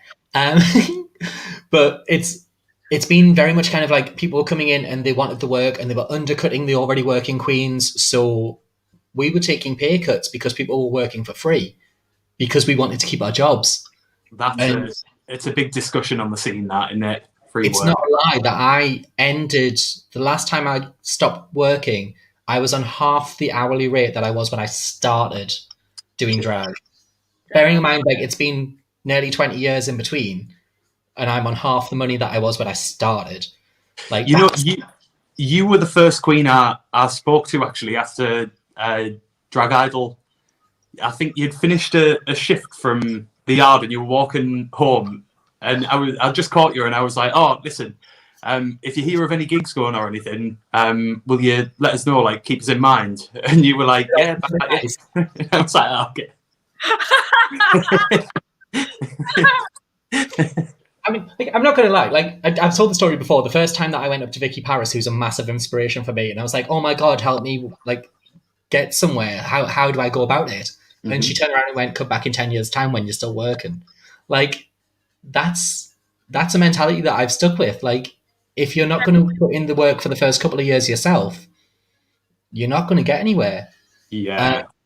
But it has definitely, like, Drag Race has definitely infiltrated the scene. Everyone thinks it's a thing they should do. Everyone thinks it's a thing they can do. And it's not for everyone. It's really hard to do this. Like, you have to have a thick skin. You have to have the patience. You've got to have the mental strength to be able to get through it. You've seen people like Joe Black and Jay Lemon this season who just don't need Drag Race, and Drag Race is just not for them because they're not that cookie cutter drag queen that RuPaul's looking for. Yeah, and like they've got what I call personality. It's a thing. They've got a niche. They've found their market. They're very happy with their markets. Yeah. And they didn't need it for anything other than exposure. I've always said Drag Idol's a fantastic platform for getting your name out there, as long as you take the opportunities that come from it. If you're just doing it as a competition, don't bother entering. Like, having that crown and doing nothing with it is pointless. 100%. Go in, have your time, work hard, get the crown, get the jobs. Next club, another plane. Like, go with it. You've got to do. Or don't get the crown. But even if you don't get the crown, if you've tried everything to get to where you want to get to in the competition, and then kept the mentality up, and especially on the Newcastle scene, when Drag Idol really is the only platform for new performers. Drag Idol is the thing to do if you're a new queen, isn't it? Yeah. Show people what you can do. Show people what you're all about, and then the people who pay interest to you pay interest to them. The thing about Drag Idol as well, it's not just local. There are people nationally watching it. The other week, I think it was Tia Coffee and Vinegar Strokes were talking about their favourite Newcastle queens. And they brought up Miss Rory and Danny D because of Drag Idol. They've seen it online. Like, this is RuPaul's queens that have seen Drag Idol. Yeah, it's watching. It's a really strangely kind of well-respected competition, isn't it? Oh yeah, very much so. I sat on YouTube and talk shit about Tia Coffee as well. She didn't say yo-yo. I mean, she would have mentioned the final if Danny D had been there, but we haven't had the final yet, so, you know. But seriously though, like, Drag Race, like we said, has made drag become again like that theatre, like paying £40, £100 to see Ru Girl shows, and then also people aren't interested in shows if a Ru Girl's not in it. Yeah, I think something that Tequila's going to have to struggle with, because Tequila's a live singer and can lip sync. She's an amazing lip syncer, but she's musically theatre trained and she's amazing. She's such a good entertainer. I think something that she might meet over there is the massive influx of brand new baby queens who all think they can but can't. Fair. It's a big audience. We get a lot of people who, you know, slap on a bit of eyeliner and come out in a wig, literally a shake and go, as I know them. And they hello, come out. Tess, if you're still watching. She's still here. And they think that that's it. They think it's just a case of mincing in, wearing a little bit of a corset if they fancy it. Mhm. And that's literally drag. And it's not, drag's not a look. Drag is a persona. It's a lifestyle when you're The doing way it. of life, innit? You have to live and breathe it while you're doing it. Otherwise, why are you doing it? Yeah, completely.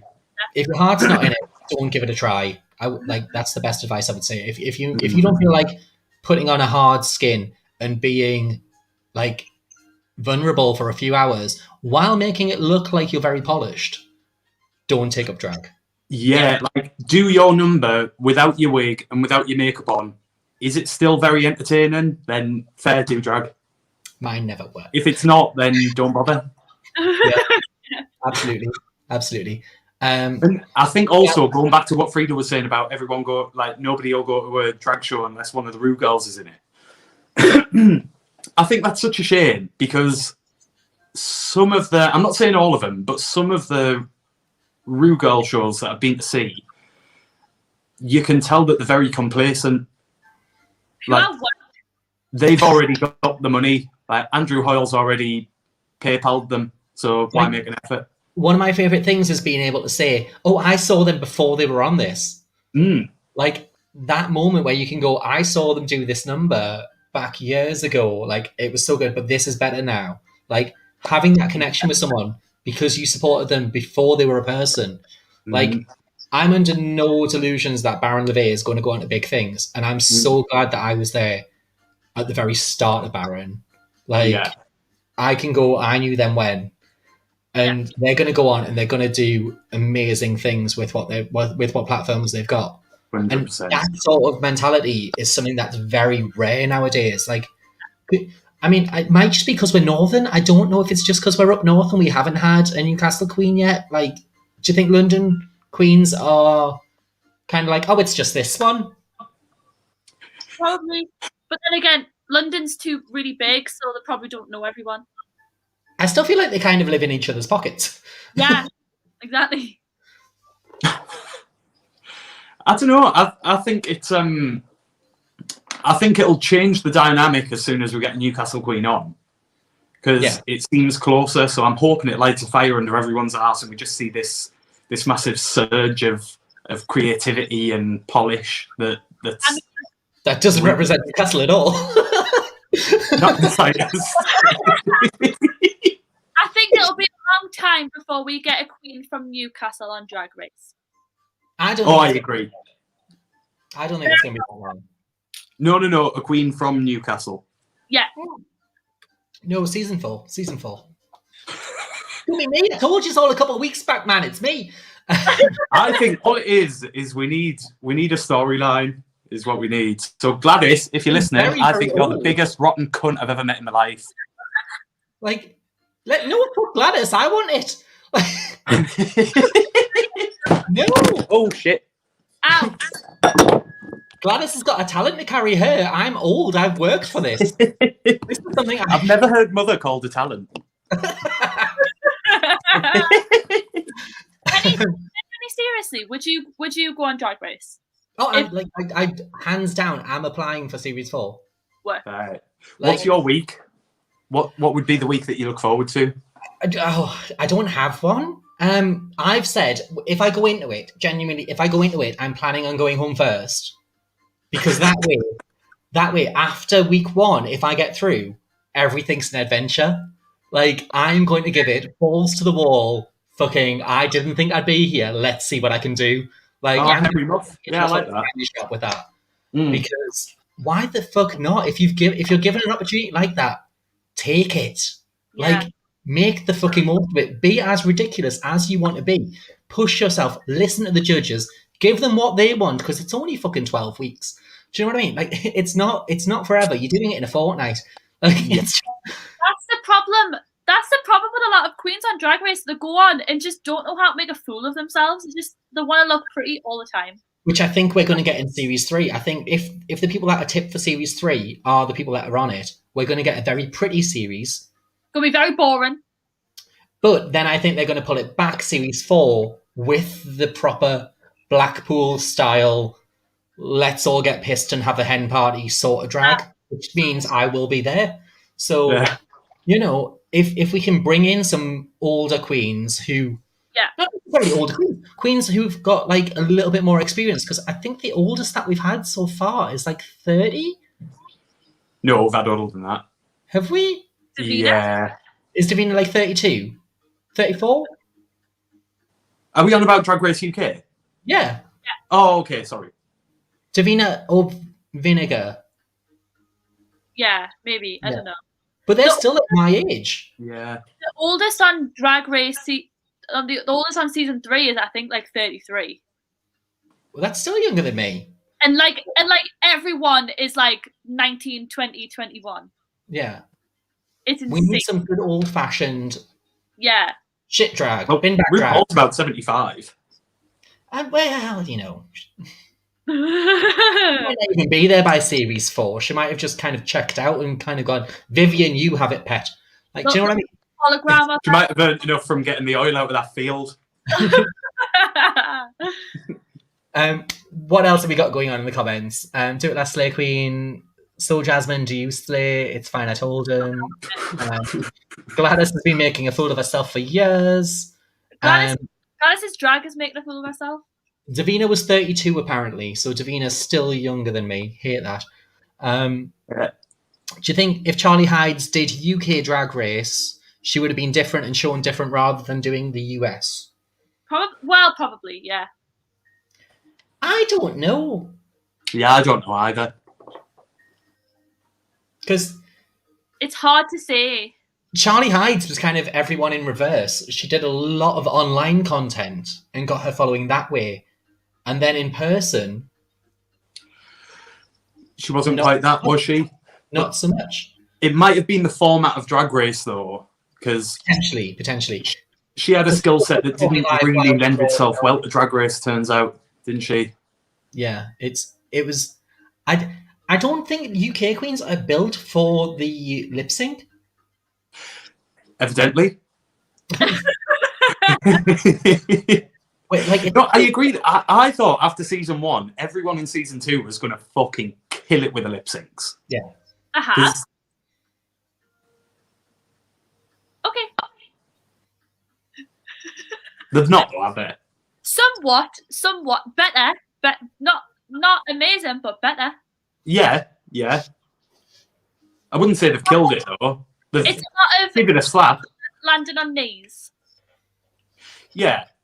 A lot less. Why? We never did that in the UK. That's not what we do. Land on knees. Yeah. We don't do it. Like, we do a lot of that. Have you seen any of like the action? Like, when was the last time Ophelia did a fucking death drop? Do you know what I mean? I'd pay so much money to see that, wouldn't you? Like, if Ophelia doesn't enter the Drag Idol final from the fucking roof in a superhero outfit, I'm wearing an AliExpress leotard. You leave Gladys alone. Club Kid show at the Crystal Method Club Kid show, and I thought it was the most brilliant thing I've ever seen in my entire life. She came on and cut a wig off. Oh, Ophelia. Yes. Yeah. I wasn't there, so I can't really comment. Was it a Les Mis moment? Was it Les Mis? I don't know. I just saw a clip on the Instagram story. I wasn't there. It was.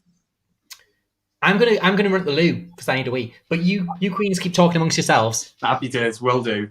And don't slag me off too much. I am listening. No, not in the slightest. What the fuck has she got on her head? I'm listening. Sorry. How are you, Frida, anyway? You know how I said I had a hamster? Is it in your vagina?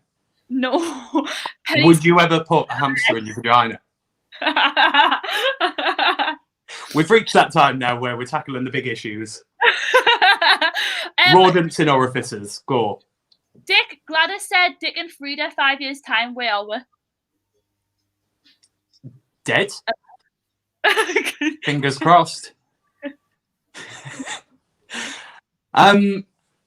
Probably still just wanking and crying with no gigs. Yeah. Aye. Taking a Drag Race girls gigs. You know what? 5 years' time, Drag Race won't mean anything, will it? Every fucker will have been on. Do you think that genuinely? Do you think that in a few years' time, Drag Race is just not going to mean anything? I think it's started to get that now. I think Drag Race UK has been a good little surge for the Drag Race franchise. Yes. Because do you remember when it was the first seasons and you were in like secondary school and college and it was a little cult thing, and because it was a little thing, you spoke more about it, I guess. And people like Sharon Needles and Raven. Like no one had seen it. No one had seen it. Yeah. So it became this big talking point. But now they're churning out that many that there's not enough time to talk about Crystal Method's makeup before there's another series on and there's another icon for us to gush over. Yeah. And with the coming up, there's going to be about 17 series a year, and we can't keep up with that kind of iconography. It's also becoming just very just washed out. You're already seeing the Club Kids shows. Not every single Rue girl from every single season is getting a tour. At the moment, it's one per season. Really? Yeah. Look at that. US season with Crystal and Heidi that have really gotten a tour. Heidi not yet, but Crystal definitely. Mm-hmm. Do you think once they start getting more franchises like Down Under and Spain and wherever they're doing next, do you think they'll start taking out US and spacing out more again? Do you not think they'll keep that going? I think RuPaul's too much of a businessman to look at the market that he's oversaturating and think, oh, I need to pull back because Ru might be dead soon.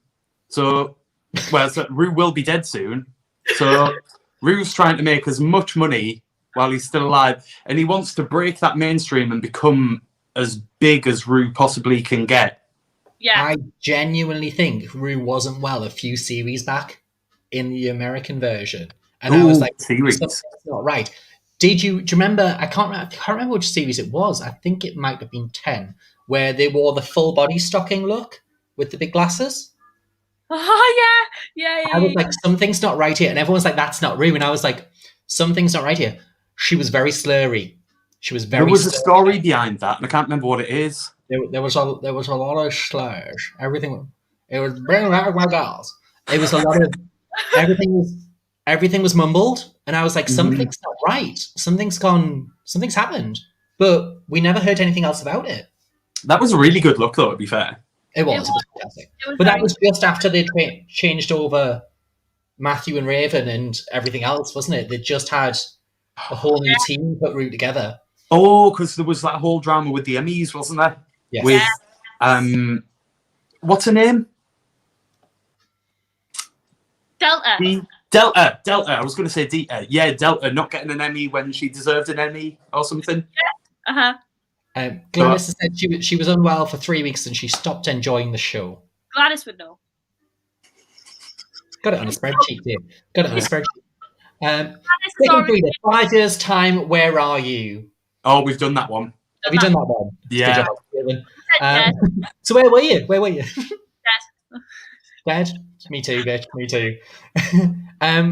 Did you see Bob the Drag Queen talk about the comparison between UK and US? The US has become very boring. Yeah. I am the biggest Bob the Drag Queen stan. I think everyone is very well aware that knows me. I love Bob the Drag Queen very, very much. Yes, I have heard. Very good. Okay. What have you got coming up next? What's coming up next for you guys? Dragapedia this Friday. A drag show, online show with me. Am I on this Friday? What? When am I? Friday. It's Gucci. Right, okay. Oh, it's Gucci. Yes, Dragapedia with Gucci this Friday. Me and Claudia talk to Gucci about shit. And we're doing an online show. Me, Dick, Mother, Latrine, and a few others are doing an online show. And Ivy. in a few weeks, months, summit. That'll get announced soon. And that's it, I think. I'm assuming. Right. What about you, Dick? What's coming up? I can't talk about it at the minute, but I have actually got something coming up that's really fucking exciting, and I can't wait to tell everyone about it. Plans. Very exciting. Yeah. Hopefully in about a month or two I'll be able to tell everyone about it. But do you know when you feel very excited and you feel like your sperm must be carbonated because your balls are just fizzing like fizzy. That's what it is. Oh, I've got an interview for something as well in a few weeks, which I hope happens. It'll happen. You'll smash it. I hope. Do you know so. what I've learned literally the past couple of weeks? Positive mental attitude. I know it sounds ridiculous. Positive mental attitude and saying yes to shit. Say yes to it. Just no matter what the fuck it is. Like Plastic mentioned it last week. Pebble says they're doing the same thing. Like, say yes. Like, I started saying yes a couple of weeks back, and I've been inundated with messages for stuff, and I'm literally like, I can't wait to get back to work because I need to know what the fuck I'm doing. I like isn't it crazy how much things change when you just change your point of view to be a little bit more positive, and it just feels like opportunities are rolling at you. But when you're in a rut and you're just like, fuck my life, fuck my drag, no one wants me, no opportunities come to you, like none at all. Literally me. My drag idol sister, Crystal P. Enigma, messaged me and said, do you want to do a gig? And I was like, yeah, sure. And then she went, here's 3 more. Fair. Absolutely. It's one of those things where I think it does, once people know you'll say yes to things, they're willing to ask you. Yeah. Absolutely willing to ask you.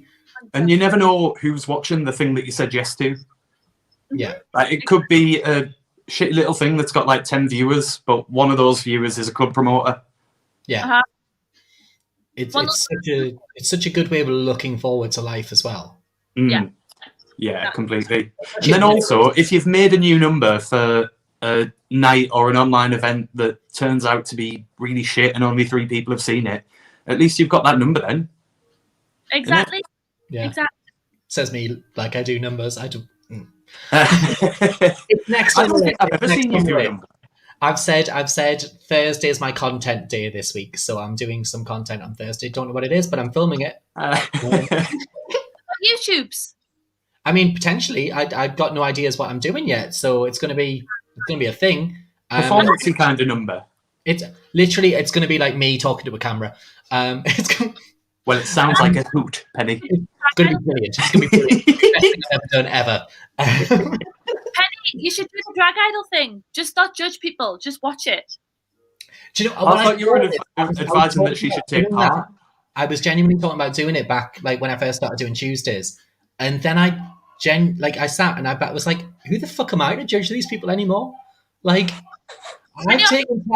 I don't care. I've taken time out. I haven't even got me one wig. Do you know what I mean? It's like, who the fuck am I to judge these people who are putting in effort and doing it every week?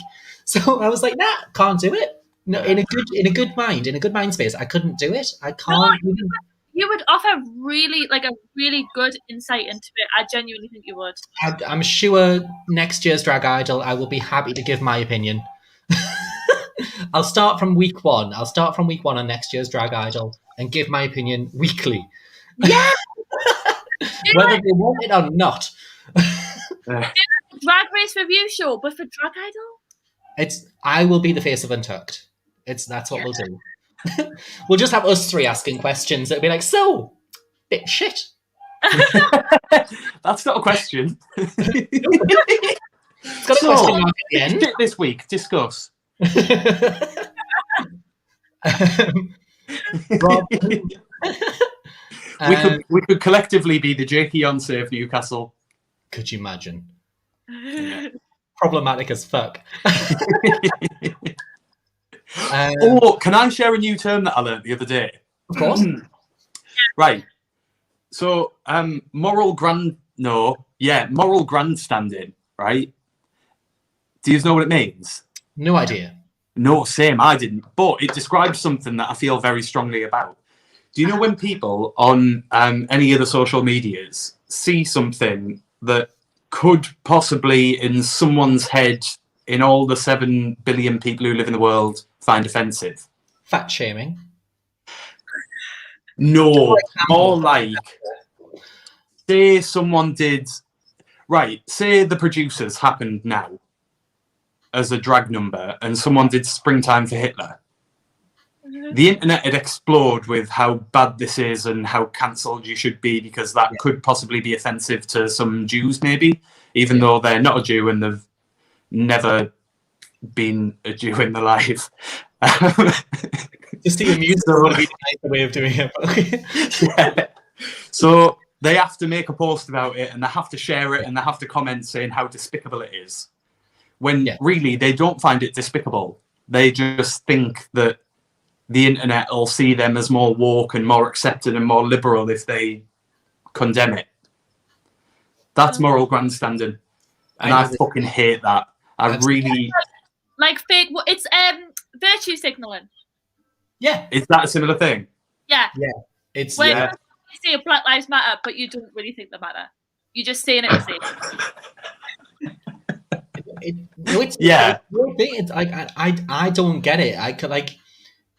when I see everyone changing their profile pictures on Facebook, and I'm like, can you stop putting it over the last one? Like, oh my god, like, oh right, okay. If your profile picture has more than one filter on it saying which cause you're arguing for, I'm not listening. Yeah, to and they've still got. You can still see the bottom one, and it's Pray for Paris. It's true. And on top of that, it's got something about fucking Ariana Grande on there. The amount of times I've seen the French flag mixed in with the Pride flag, it's, no. But I think moral grandstanding, this whole cancel culture and all this shit, really does go against what's good about drag, doesn't it? Do you think it takes away the power of the actual cause, though? Like, it must take away. I think it kind of trivializes it to a more academic thing where you think about it and then you're like, oh yeah, that is offensive. But offense isn't something that you have to think about. It's just something that you instinctively feel. So if you're thinking about it, then it's a non-issue. Yeah. Yes. But someone can do some satire. Someone could do something about Hitler and a full number about Hitler. I'm saying this because I'm planning a number where I play Hitler.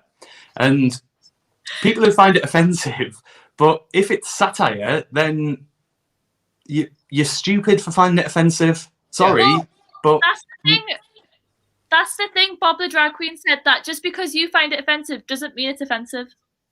Yeah, fair. But you can do what you want. You just need to deal with the consequences. And if people are offended, that's life. I think the important thing is the person that it's coming from. If you know that the person that it's coming from is a loving and accepting and liberal person, then they can do an Osama bin Laden number. And as long as they're coming at that number with the right point of view, this is a bad thing, then you're fine.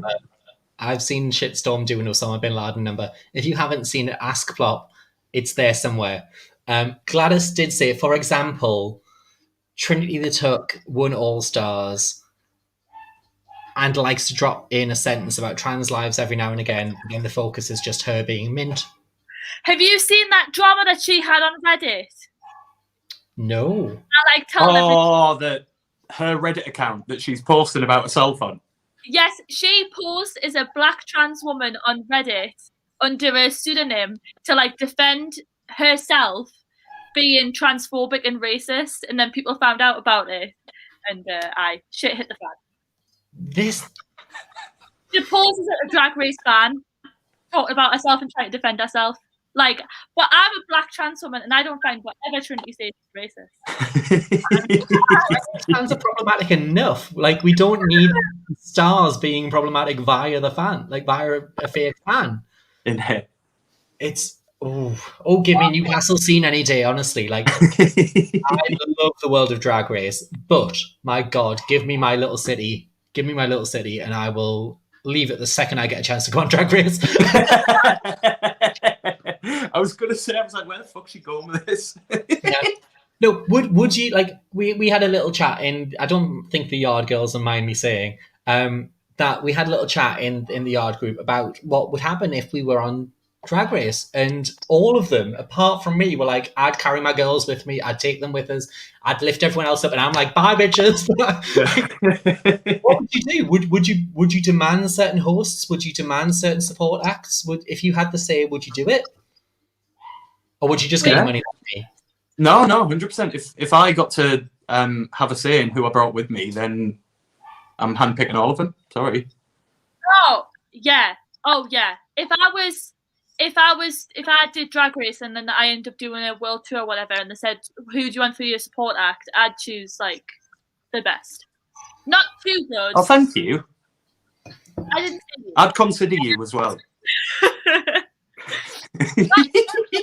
They look bad, but good enough that the show looks great. Yeah. For me, I'm like, no, girl, I'm getting this money while I can. Like, whoever they want to put on tour with me, I'm take it. I'm fine. I'm very easy like this. As long as I'm doing my numbers and getting my sambucas, I'm all right. I'm good. But right, what if you ended up on tour with? Right, okay, I'm not going to name any names, but if you end on tour, like all of your support are shite, and then you go on and you do like a good number, then I'm the entire show is shite. But I'm the star. I'm the one that they're paying to see. Yeah, but the actual show, we don't want to see that show again. Like, she was all right, but the rest was shit. Why not make it all mint so we want to see this show again? I'm the one that's been on Drag Race. I'm the one that's doing the tour. I'm the one that they're paying to see. If the support is shite, it makes me look even better. Like, we've all been to a concert where the support's been shite, and it's like, I wouldn't have had them. True. You maybe just don't work with that promoter next time. I'm just all about putting on a good show, me. Yeah. Go fuck yourself. Oh, Penny, at first I thought you meant if you were on Drag Race with another yard girl, how would you do? Oh no, like if I was in Drag Race with another yard girl, it would be very different. I'd be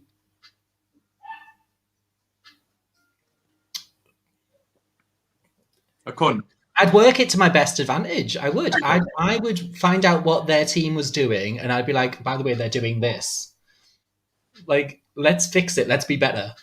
Like, would you feel more comfortable being on Drag Race with people that you knew?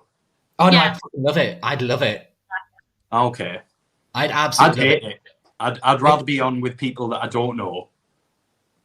I'm not good with people I don't know. No, I want to be with people I know because it's the knowing and it's having someone familiar with you. I'm thinking it's the power, but all right, I know their strengths. I know how to push this. Yeah. I'm going to get another drink. It'll be 2 seconds. For me, I think if I say I was on with someone like Gladys. Yes. Like, I know their strengths, I know their weaknesses. Very few that they are, but I do know them. And I would be like, can you help me this week? Yeah. If they're very good at it. But also, if I was better at something, which I don't know if I am, but if I was, I'd expect the same back. But the second that I know they have a weakness, I'd be like, would you like my help? And if they say no, that's on you. Yeah. 100%. Like, I wouldn't go against anyone I know. Yeah. Oh, I would form alliances. 100%. But I've always said I'm one of those people where if you can vote out the strongest one, you get rid of them. Like, I'm not one of these ones for cutting the whatever it's called from the wheat. Well, that's. But then the fans are going to hate you for making the show a little bit worse. You don't think? You know what? That's their problem. Give me the power to cut someone good. Never heard of them. Like, if the producer in my ear says, "I'll give you a pay rise if you get rid of this person," I'll be like, "I'll do that for you." Like, it's a business. We're not doing this just for fun. We're doing it for fun and to make fucking money. Fair. I'd help people out on Drag Race if I was doing well. If I wasn't doing well, then you're not getting any help, I'm afraid. I don't imagine ever doing well, so it's it'll be fun. It'll be fun. I think a lot to say. Gladys is saying. I think a lot of it is to say. I can't even read this. It depends on what road you take. I think it's very true. Like Jinx and Mendela work together because it's very them. They're a fantastic pairing. Oh, Amazing. I'm there. Like, they do so well. But on a generic tour, you're booked to turn up and do your thing. That's kind of what a lot of the tours are. Yeah. You're booked. Like things like the big casted tours like Work the World and shit like that. Like big 10 people on this one tour. Yeah. Like you just have to do you just have to do your best. But the tours are getting bigger anyway. It's well, like Gladys is going on the Comedy Queens tour soon. Got that in for you last. And she's going to be fantastic on it. But that's like a 6-7 queen lineup. I never knew that. That'll be fun. Well done, Gladys. Can't wait for that. There's her. There's Why She Black. There's so many other people. Like honestly, oh yeah, it's a Miss Cracker one. Like it's gonna be so good, and that's kind of like, but that's Gladys seeing it from, for now, the support act side. When Gladys gets her own tour after she's done it, like I think she'd be happy. I'm speaking for her, so tell me if I'm wrong, lass. But I think she'd be happy with support that the tour organisers choose because they know what they're doing. Mm-hmm. Like they know what I couldn't go in and handpick a good tour for me. Like I'd be like, I want Phyllis. My only demand, taking Phyllis. I think I could.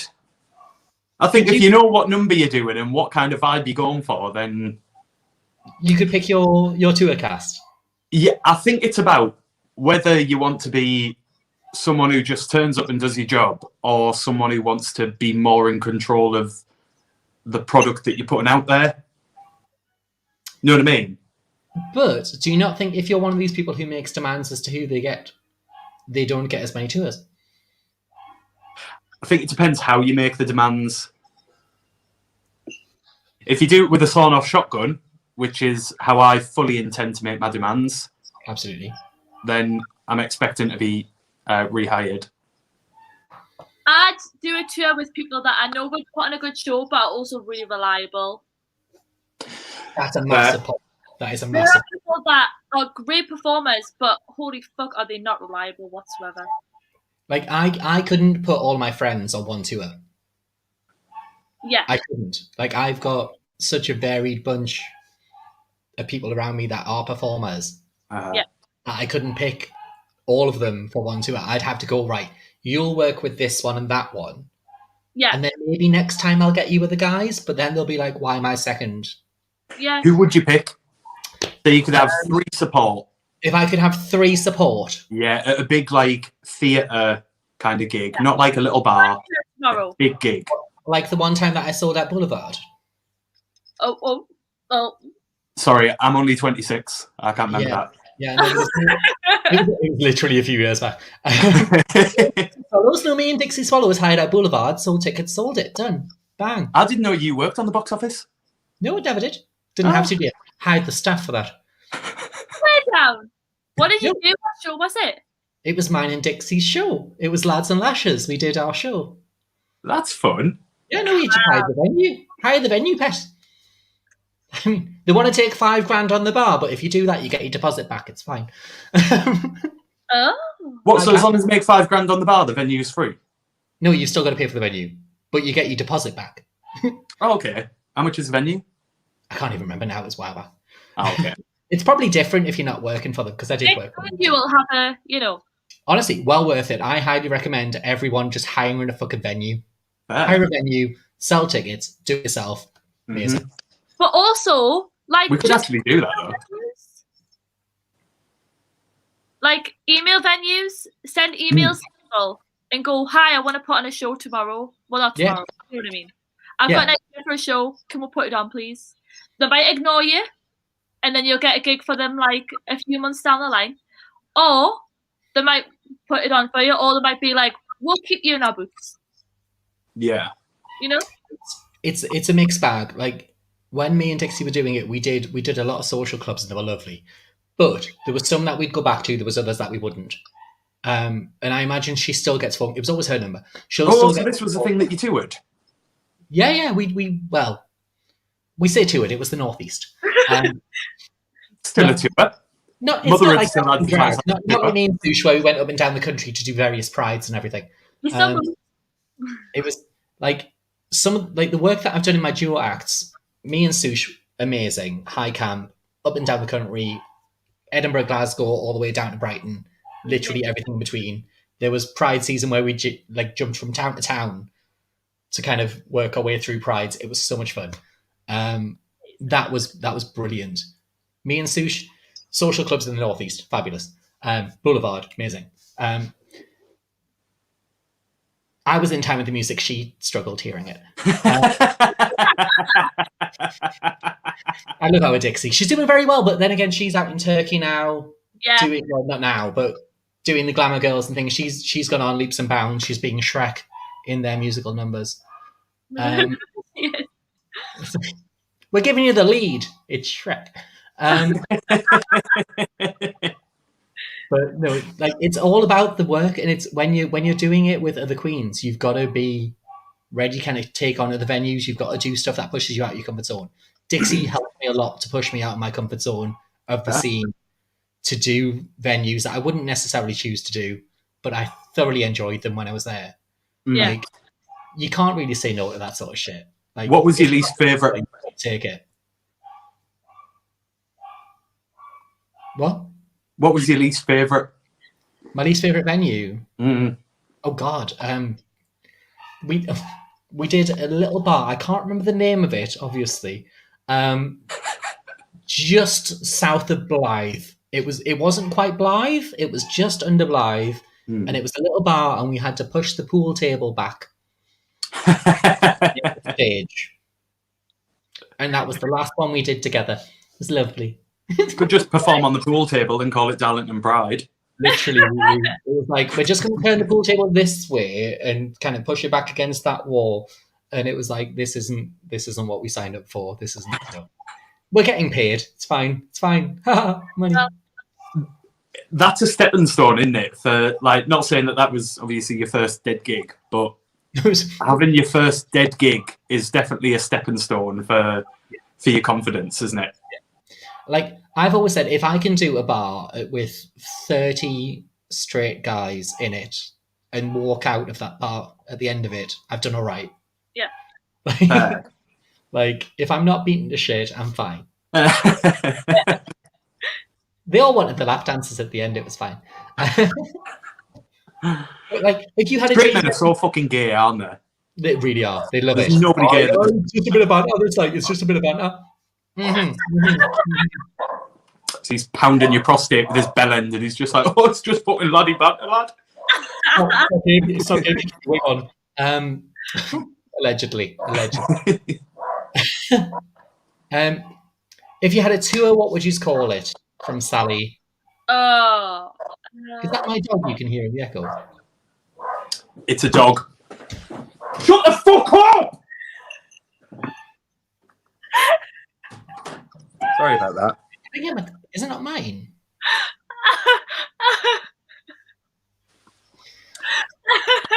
Frida sat there with all of her cats going, thank God you're quiet. No, I've got a hamster. You got even better, girl, even better.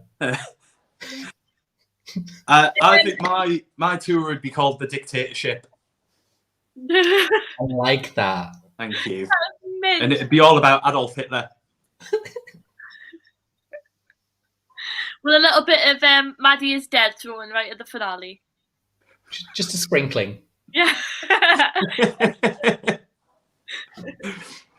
What would yours be, Frida? Well, I don't know. I haven't thought about it.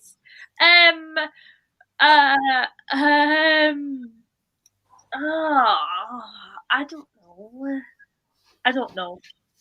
Yours be Frida. Frida Nipple. Yeah, I was thinking Frida Nipple and just make it all boob related. Yeah. It's like every number's got a boob joke in it. Like I was a moment where you're just like, whoop. And then there's one number that you've got no boob jokes in at all, so you're just doing fucking Britney Spears Toxic and you just have your tit out. No, I just take off a bra and keep revealing just a bra underneath it. Fair. That's That'd the be joke. fun. And never free the nipple. That's the joke. That's the thing. They never actually get the nipple. That's Yes. golden. Write that down. I think I want the money shot there, like. Tessa said, please say someone screen recorded Dick screaming at the dog. It will be on YouTube, Penny Arcade's YouTube channel. It's there for everyone to see. Please don't call the RSPCA. It is well looked after. Did they do that for verbal abuse with dogs? I think so. Did they have like a little counselling chair where someone's there in a little white coat just... If they turn up and the dog's bleeding, just say they fell over. But this is all in the head, isn't it? He's not bleeding because I've shouted at him. If he's got a little Russell Terrier there on a little psychiatrist chair just talking about his problems, about who shouted at him that week, who didn't give him food. They've got this collar that it's a little bit tight and it's chafing a little bit. Yeah. What the fuck are we talking about? Welcome to Tuesday. It's Tuesday. It's Tuesday. Dick's neighbours are going to be fuming. Literally, that's how it's written. Can we have one of those little cards? Do you want a card?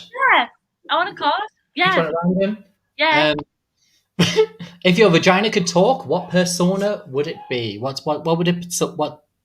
If your vagina could talk, what would its persona be? I don't know, but she'd be performing 6 nights a week in the yard.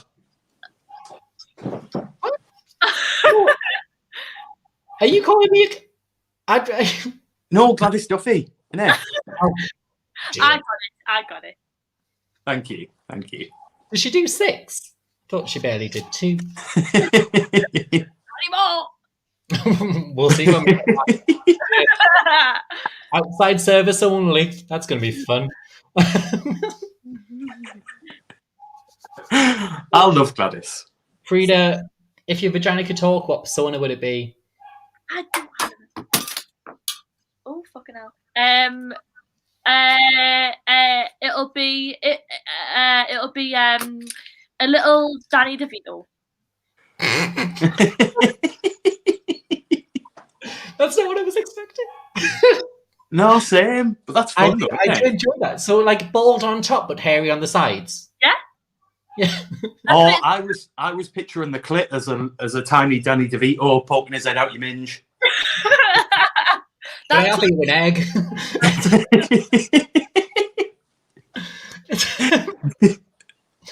We'll have one more of those. We'll have another one. What we got? Oh, hang on. What about your vagina?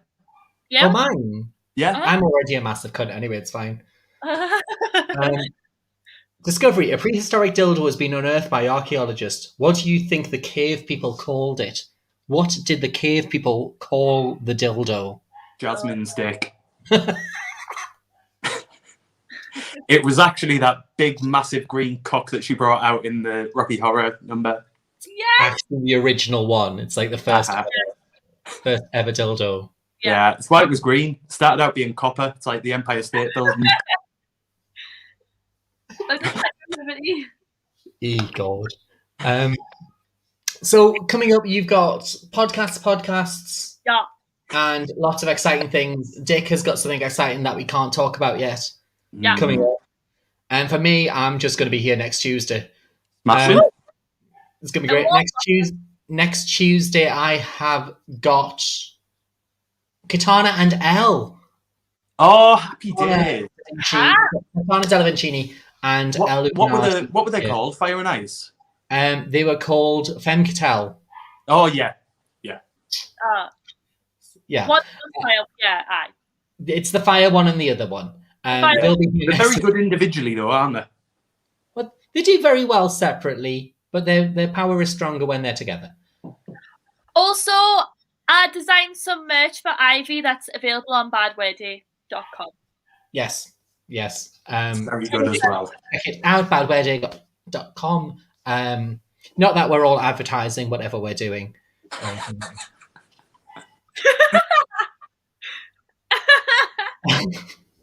It's got to be in there.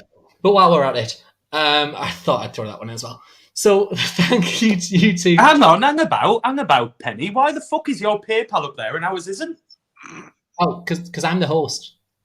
Right. Been taking lessons from the Jack Plastique School of Production, have you?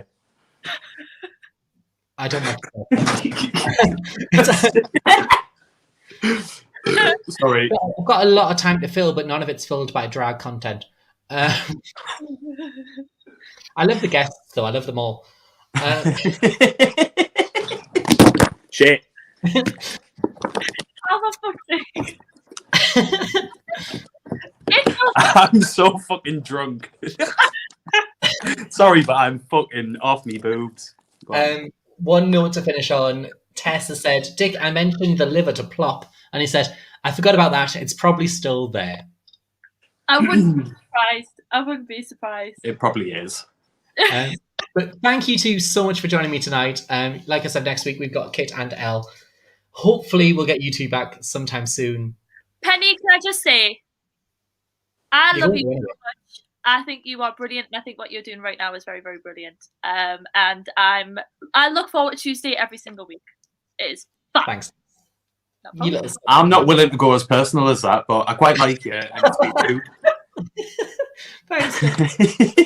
Honestly, it's been a pleasure. It's been so much fun. I do thoroughly enjoy it. Shall we have one little one for the road? Shall we? Cheers, lads. Cheers, guys. That's a lovely angle.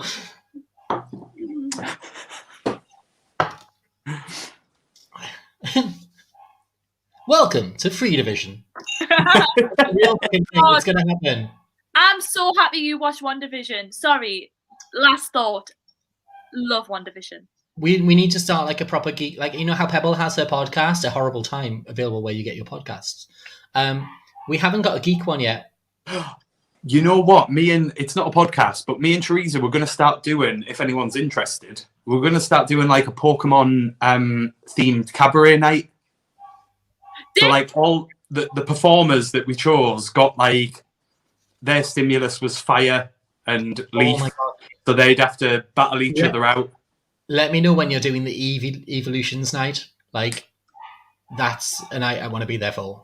Fair. Yeah. Sylvia. But is that who you'd be? What? I think I'd be Vaporeon. I kind of feel like we've already come dressed as them. I'm not going to lie. Vaporeon, if they got into rock and roll, a little bit of heroin, but not that much. A little bit of heroin, a little bit of rock and roll. It's a good balance. Sorry, you've been saying goodbye for about 15 minutes. I'm guessing Sally's up for it because Sally's just like, oh my God. Yeah, we need to do it. We need to do it. We really need to do it. It'd be really fun, wouldn't it? Tessa said, Dick, tell the dog to shut up. Don't touch. She's called Penny. Stop it, Tess. I'm the host. Penny, why don't you do like a geek sort of like review show on your YouTube? Oh, talent. No. It's a severe lacking of. It's just one of those moments. Like I don't know enough geeks that have like actual insights. I know a lot of people who say they're into it. It's like fisting. They all say they're into it until you pull out the gloves, and then they're like, "Oh, I don't know what this is. What's happening?" But for now, Aye. Thank you, Frida. Thank you, Dick. We'll see you hopefully soon. But from me, Penny Arcade, it's been Tuesday, and I'll see you all next Tuesday with Kit and Elle. Thank you. Good night. Thank you. You all better be watching. Everyone will be watching. And if they're not, you'll be in the comments anyway. It's fine. Yeah. Night, guys. Bye. Bye. Bye. You all. Bye.